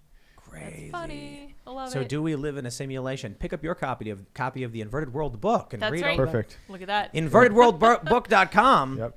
One thing we can do though is we can jump over to the super chats. Yes. If you haven't already, smash that like button, subscribe to this channel, share the show with your friends, and Ian couldn't be with us tonight, so I need you to smash that like button for him. So I replaced Ian, him. wherever you may be, we're smashing that like button for you. No, he went home to see his family. It's not a big deal. He'll be back. We should have said there was a fight and like Yeah. Yeah. Already it got got him. bad, it got crazy. Ian left. We don't know where he went. But he said we got a mysterious message that said, "I'll only come back if you get 10,000 likes." And we were like, "How do we? Oh, How do we do geez." No, it was a letter, and it was like, "Get 10,000 likes, or you'll never see Ian again." Oh, it's like a ransom note. Okay. Tim Pole. All right, let's see what we got here. All right, let's see. Drive-by commenter says, "Hey Tim, a quick response you can say on CRT is, I agree with teaching all history, but I reject the deliberate polarization and weaponization of the youth in their formative years." Yeah, it's hard for people who don't know what's going on to understand. That's why, when we're talking with RA, I said, I don't think critical race theory should be banned. He goes, but you were cheering for it. And I was like, we're cheering for the banning of the praxis. Like, I imagine this should be simple for most people. Would you want a teacher to tell a child to, you failed your test, so I want you to, sit down and do 7 Hail Marys and 3 Our Fathers? You'd be like, I don't think that should be in a public school because it's a religious practice. I feel the exact same way about that. Mm-hmm. If there was a bill being passed that said, or if I found out all these teachers across the country were bring out books that said, sit down and close your eyes and reflect on how you've, sinned and how you need to confess to the Lord and do all these religious things, I'd be like, nah, I'm not okay with that. Right. That's a public school. And there's issues with that. Same thing. Can't have it. They can't have whatever they want, Rekra Morrison says, so when's the sequel song, Will of the Elites? I have a new song I'm extremely excited for. You know what? I think I can tell the story of the song right now. Right? Normally, when we did Will of the People, I waited for it to come out so people can get the full song because the song is a story. But the song I'm working on now, I'll give you the really quick version, so it'll spoil it for a lot of... No, I'm not going to do it. Don't do it. I don't want to spoil it. Don't spoil it. It's really good though. But I'll Spoil tell you the everything. gist of it. It's not a dark and evil song it's just a song about perseverance. It's about a kid who wants to defy the establishment that's trying to mold him to be what they want him to be, but he really wants to just be he wants to be a scientist, he wants to explore, he wants to find his own path in life. So that's basically it. But it's a really good story that I wrote, and I've got the video planned out for it. The song is already mostly formulated. So, and then we're also actually done. We're getting really close to being done with one song, which is fairly dark, called Bright Eyes, which you may have seen in the vlog.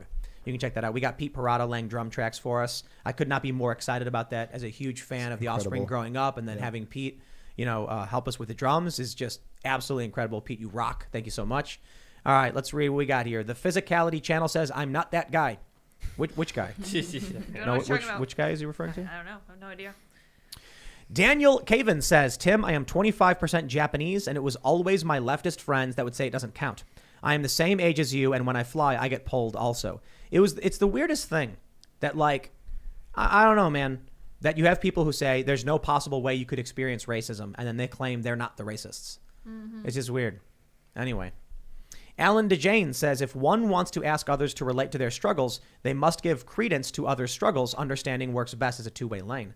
And shout out to Vosh again, because he made a really great point. He said, when someone tells you their experience, you do not call them a liar or deny it. Why would you ever? Because they are the experts on them. You always say, okay, and, or okay, but, and you carry on, accepting, unless you, he was like, unless you can means test and prove they're making a story up, if someone says this is what they went through, then you accept it. What happened to speaking your truth? Right. Well, it's because that's why I say a lot of these people are just overtly racist. But I will say, too, in that capacity, I do think Vosh is an overt authoritarian masquerading as a libertarian. And that is not meant to be a point of derision or disrespect. It's just an opinion-based statement of how I view him. And it was because he made a troll video where he was saying it was bait that he said Assange should rot in a CIA black site as long as it offends Glenn Greenwald or whatever. And I understand he may be joking or screwing around or whatever, but I'm just like, I don't actually trust that he's joking in that capacity. I don't think he's as being as literal as he wants Julian Assange to die in a CIA black site, but I genuinely do not believe he supports Julian Assange. And I got to be honest, overwhelmingly, if you oppose what Assange did, it is typically because you're an authoritarian, and what Assange did was journalism. That's just it. Yeah. So I don't trust him. Authoritarians hate transparency. Absolutely, because it disrupts the authority. Yeah. Daniel Kaisau says, my first super chat, I believe you guys are the future. Both your show and your ideas. Shout out to Knowles' book, You Know the Thing, and Be Strong Walruses. Hey. Yes. Nathaniel Curry says, I'm not that guy. Smash the like button, y'all. That's right. That's right. If you are not that guy, smash that like button. I want to say something, too. Look, afterwards, there are people who are like, Tim, why would you apologize to that guy? And I'm like, because I don't want to fight people. Because I'm trying not to have conflict. And because I recognize we disagree. And we both got mad. And I said this earlier. I take full responsibility for everything that happened last night. Why? I believe that I should not invite people into my house who are going to disagree with me and then have me get mad at them and yell at them for it. I can get mad at them. I can disagree with them. I can get mad. But if I ask someone to come here because I'm going to talk politics with them and they don't like my politics, I should not be raising my voice about that. I do think there's some criticism to go to RA for calling me a bitch and laughing at me and raising his voice to me. And then he got mad when I did the same. But I think I have an obligation as the host who's asked them to do me the favor of traveling, coming on my show for free, helping me do a show, and then me getting mad at them. I shouldn't have done that. So it's one of my personal pet peeves when other people try to tell you what you think. This is something that happens a lot on the internet. It happens to me in real life. I once mentioned that I had a hard time dealing with people from a certain state. Someone contradicted me. And I was like, I'm telling you what's happened to me. What's going on? Why are you telling me that I'm wrong with what I'm telling you about what happened to me? This is just what I've experienced. And one of the things that you can't say is true or false is what has happened to someone else or what their opinion is. That is not something that is falsifiable in any manner. You can't just contradict someone. And people don't even know what they think themselves. They're very bad at communicating what they themselves are feeling. So to tell someone you know what they're thinking or feeling, get out of here. And I want to make something clear, too, is the weirdest thing. There's two important points. I did say this earlier, but I'll say it again. That there's people on the left and the right saying, the left is saying Tim was a coward and look how fast he backed down when RA, stood up and put him in his place. And there's people on the right saying, damn, Tim didn't even flinch. He kept his cool. And my response is neither of those apply to the circumstances because I don't think anyone here thought RA was actually going to attack anybody. No. He just got mad and he smacked the mic. Yeah. So there's nothing for me to be scared of. I didn't think, I feel like it's a weird insult to RA to imply that he was going to lose his cool and attack us. I do not believe that for a second. Right. So I wasn't being brave. I wasn't being scared. I literally was just like, the dude stood up and hit the mic. Didn't come after anybody. And I do want to stress this point too. That's really weird. There's people on the left saying that I didn't understand what he was saying when he said, I'm not that guy. And I'm like, why do you think I apologized to him? I told him you are that guy. I know exactly what that meant. It was an insult. I was directly insulting him, saying that he was going to sit back and take it. And I called him a mother effer, and I said bad words, and I was like, bro, I should not have snapped like that. So I fully recognize I was being disrespectful to a guy I invited to come on my show to do me a favor, and that was wrong of me. That's just right there. So some people are like, Tim, don't back down. No, dude. I have to say this very plainly. if the goal of this show is to ask people to come on for free, and then we run a business, we make money and we hire people and we expand, these people are all doing me a favor. So I can accept that if I invite someone here, they might not like me or agree with me. I should not raise my voice at them. And he ended with a hug. Ended with a hug. And he wrote a nice thing on Twitter. That's right. We A both few hours like later, it was great. You did too. That I knew, and he said like they're gonna take that clip, and then that's why the first thing I wake up and I see was trending. I'm like, yeah, here we go. I was like, no one's posting that we hugged, man. Like Right. we hugged for like a good 20 seconds, Right. and we were both like, I'm sorry, dude. We That should be the shirt. Yeah. and people too. There was a lot of disrespect for him, bro. Like as a skateboarder, as he's got that song King of the Underground and Tony Hawk's Underground. We know R.A. the Rugged Man, dude. Yeah. That song is awesome. Absolutely.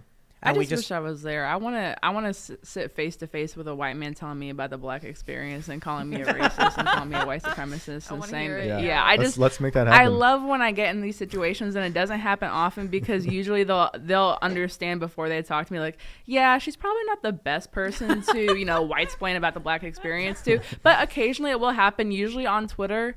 When you're not face to face with somebody, but I would just love to sit down with somebody who is so deluded like that. I think we need another Thrilla in Manila too, with other people who are going to come on. I think there deserves to be a redemption moment and a moment where we could converse about this and give it another try, where we could try to understand each other with other people involved. That would be the best outcome. Yeah, for sure.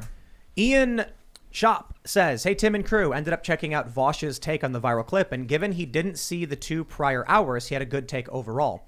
But his comment section was gross. A non-trivial portion just criticized your personal appearance.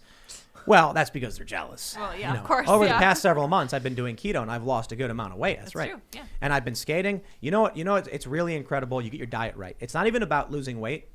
It was about me realizing that we talk bad about sugar all day, every day, and I was eating trash. I was like, during the day, I'd be like, oh, I'll get something good, like some rice and beef or something. And then at night, I'd be like, what's 1 pack of gummy bears? What's 1 Stroop waffle? Here, it's no there. big deal. It's just Right. 1 soda. I was good all day. Yeah, Yeah. exactly. Exactly. I And then deserve this. and now I'm just like, I'm not touching any of that stuff. Yeah, it's great. The worst thing I had today was a hot dog. I actually ate the bun.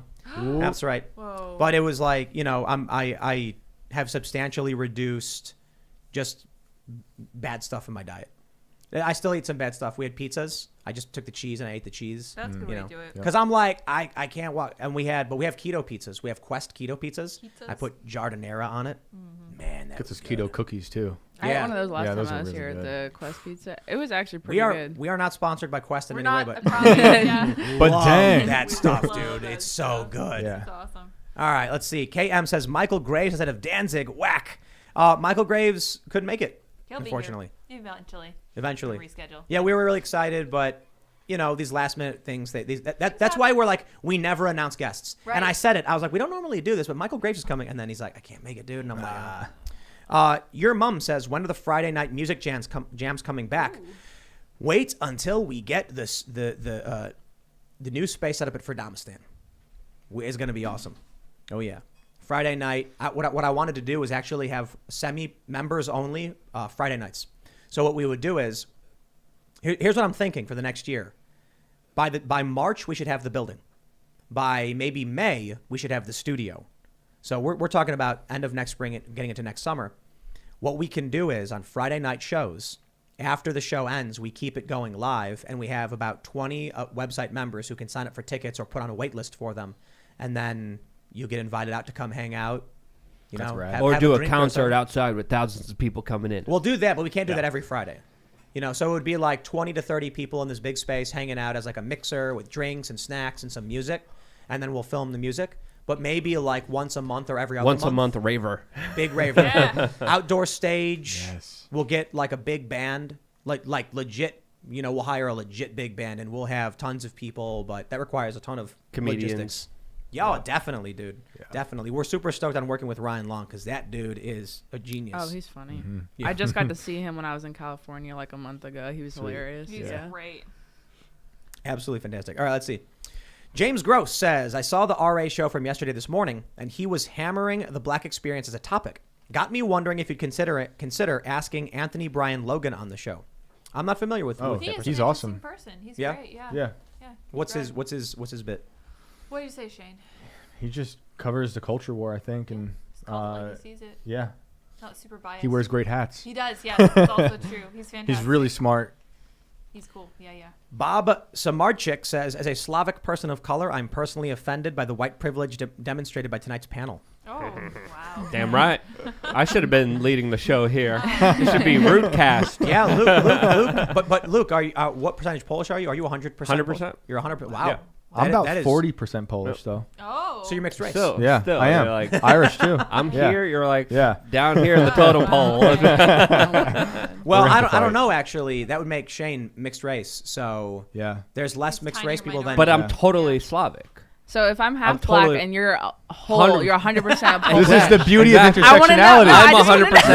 Yes. I just want to know who's more impressed. Right here. Who can break Right. More down? impressive Is there than me. is there like a chart breaking down Yeah, I'll the need that quadrants? chart. of Yeah, the we need Special this. Olympics? Yeah, Yeah. we do. Yeah. Or do we just Don't try to quantify get them in to the between math? me and my people's struggles. Okay. Okay. All Hey, right, my okay. family left Poland, too.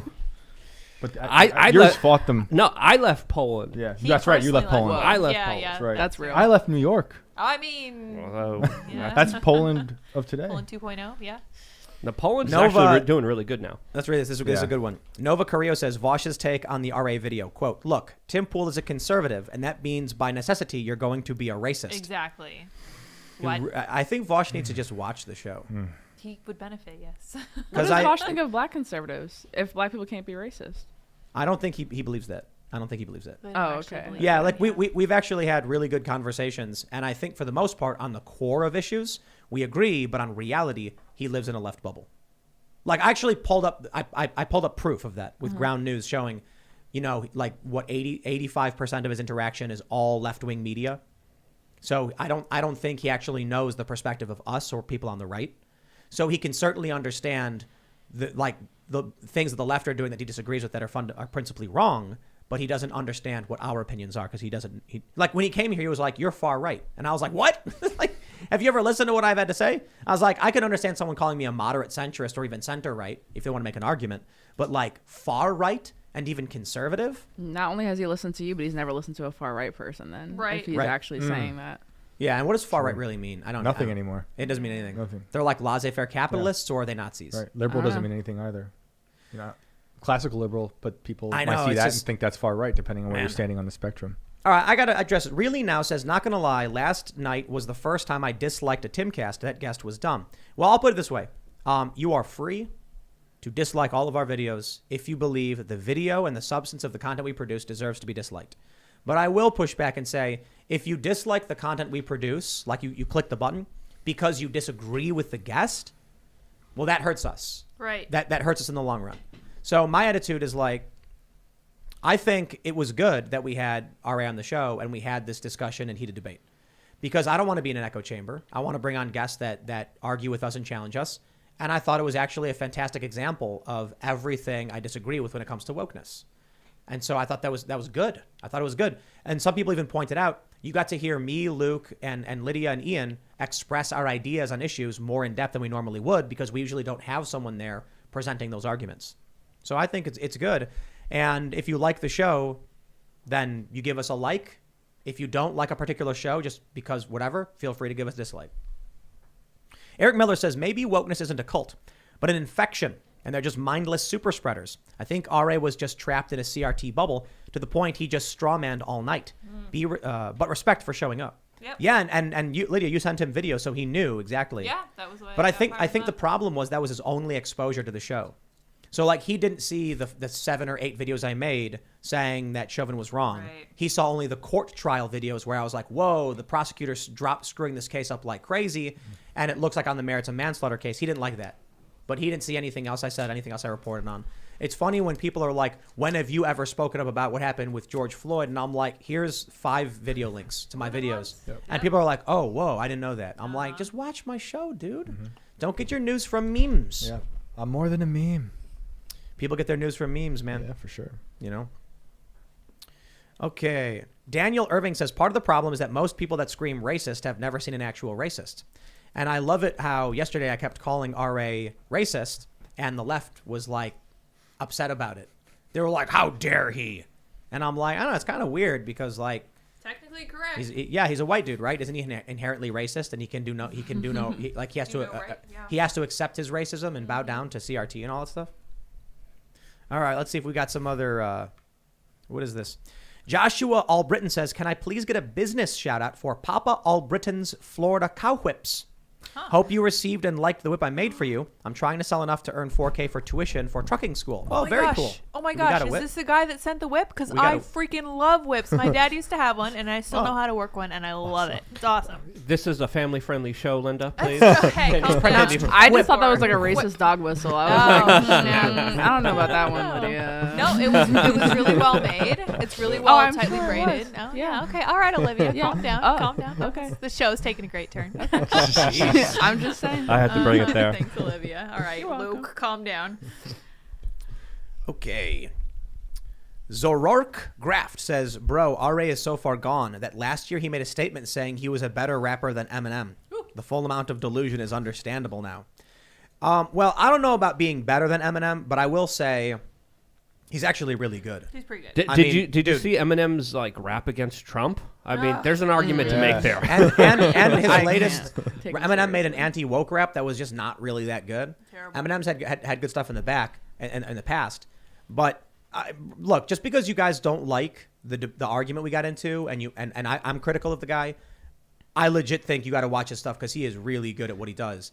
But I think even he said it, that one of the things that held him back from bigger fame and notoriety was that he was a hothead. Yep. And that, there are stories about him, like, being really disrespectful and angry with producers and companies.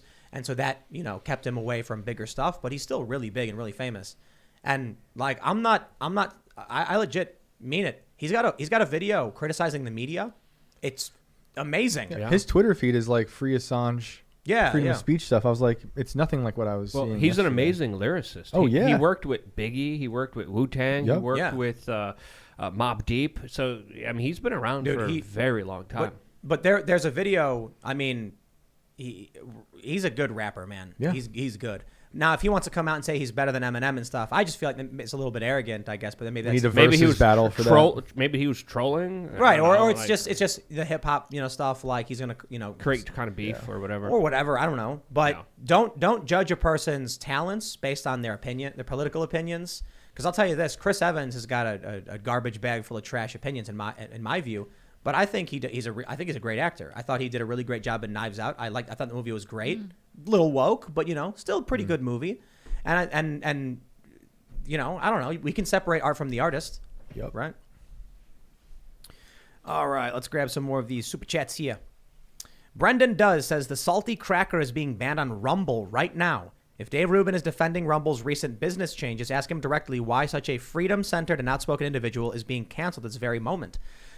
Why is Salty Cracker being banned on Rumble? Don't know anything about him. I don't know that channel. I don't know. to be honest with you. I guess I don't know a lot about the core substance of what their views are. I know that these the Salty crew, they come in the chat all the time yeah. and they're shouting them out and everything like that. But I honestly, I can't say that I care. I don't think Rumble should be censoring anybody. Yeah. Anybody. Yep. I don't know, man. Let the But, law handle it, right? yeah. Let the government, let the If law. it's let legal- the- if it's- exactly. If it's legal speech, allow it. I think there are issues about not having to promote certain things. Like Rumble's got a front page where it's like podcasts and other shows that they editorially promote. I don't think you're entitled to that. I don't think I'm entitled to that. If my content can be on Rumble and people can go find it through the URL and search for it, and there's no shadow banning, they don't have to market me. But actively removing stuff, they should not be doing that. Nope. But we'll see. We're talking with the guys over at Rumble. Maybe we'll have someone from the Rumble team come out here and do a show with us and talk about all this stuff. I think that'd be very great. And we have some ideas. Look, Rumble is a net positive, a huge net positive. Everything that's going on with Rumble is great. It's good. I just feel like it's short term, not a long term solution, and so I'm worried about it. And I think I will say this too, as far as it goes with Rumble, the criticisms that I've had are mostly about what might end up happening to Rumble that is bad for us. But I will say everything happening now is a net positive. Competition for Silicon Valley and all that stuff is a good thing. All right.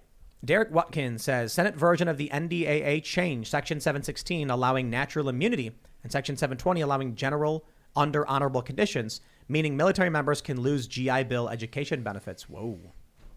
See, this is what I thought. Tony Gillard says, Luke is a JoJo fan. I'm offended and amazed. I definitely need that shirt. I thought it was an anime reference. No, it's a very deep reference Very deep. to the politically understanding. Yeah. If you watch the show, we made a reference to this, JoJo saying, and you really got to be deep in the weeds to understand this one. So this is a carefully curated shirt for the people who are in the know. Really now says it wasn't the argument. He drove me nuts. He provided no sources. They didn't like the way he spoke, but he had a Brooklyn accent. Whatever. Yeah, well, I'll tell you this. Well, no, I'm gonna leave it there. I don't want to beat a dead horse because I'm just gonna be saying the same thing I said already.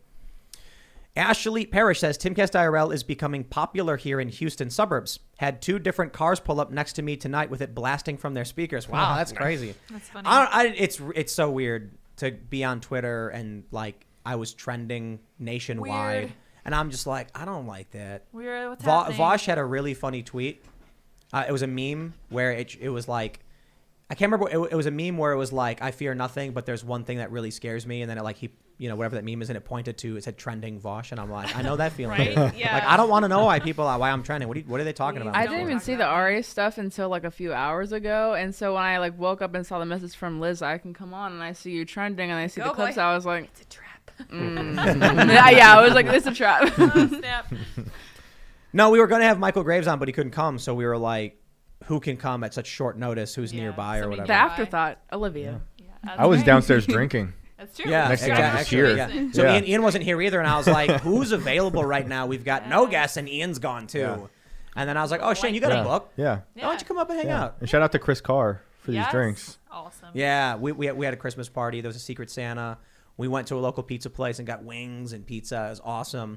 Chris Carr, who's the executive editor for Timcast.com, he made the Grinch, the Santa, and the Rudolph drinks, and it's all very heavy alcohol. I can't drink.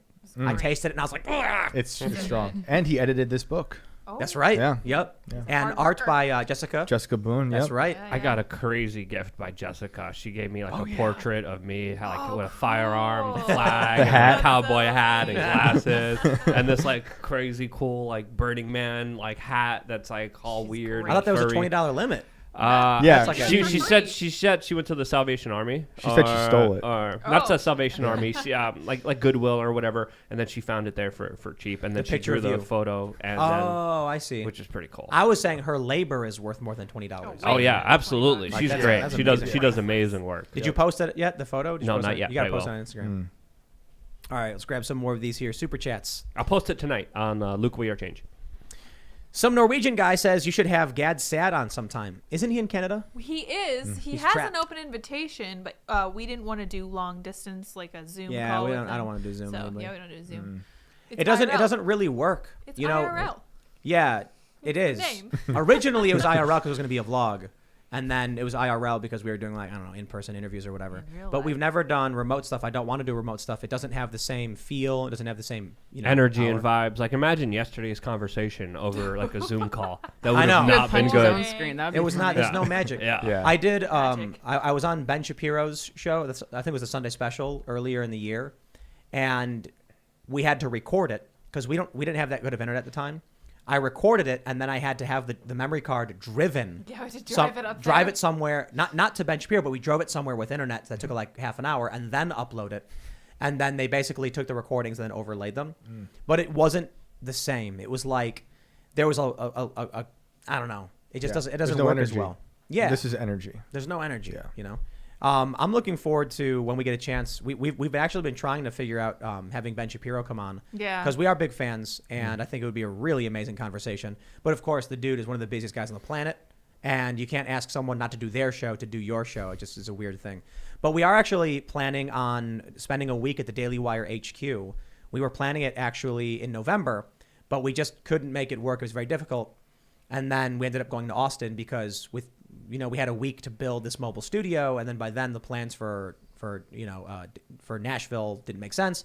But we're thinking maybe in January, depending on the weather, because we don't want to be driving a trailer through snow and mountains and stuff.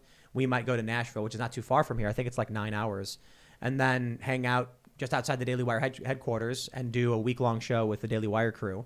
And then maybe even if Ben's in town, have him pop in like Joe did and then do another insane Tuesday episode wwhere we have 9 people all yelling at each other. It'll be all the guys from the Daily Wire.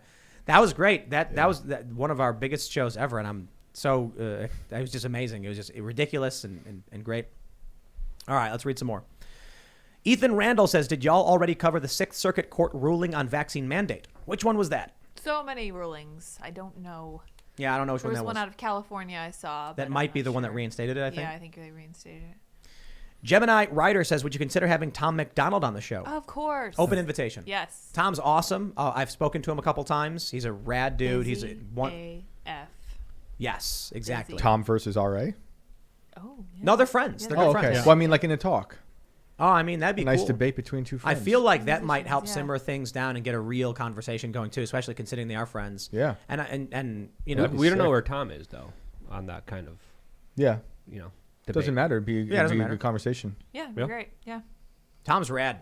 Yeah, I like him. Amazing music. But I think you look at his music, you kind of know where he is. You get hints, rags but he on kind of wokeness rags and- on everybody. But He he, does, definitely it's has a great. bent. Good. Yeah, Yeah, as you he's should. great. This is what I like. When I went to Joe Rogan's show a couple years ago, he ragged on everybody and everybody laughed.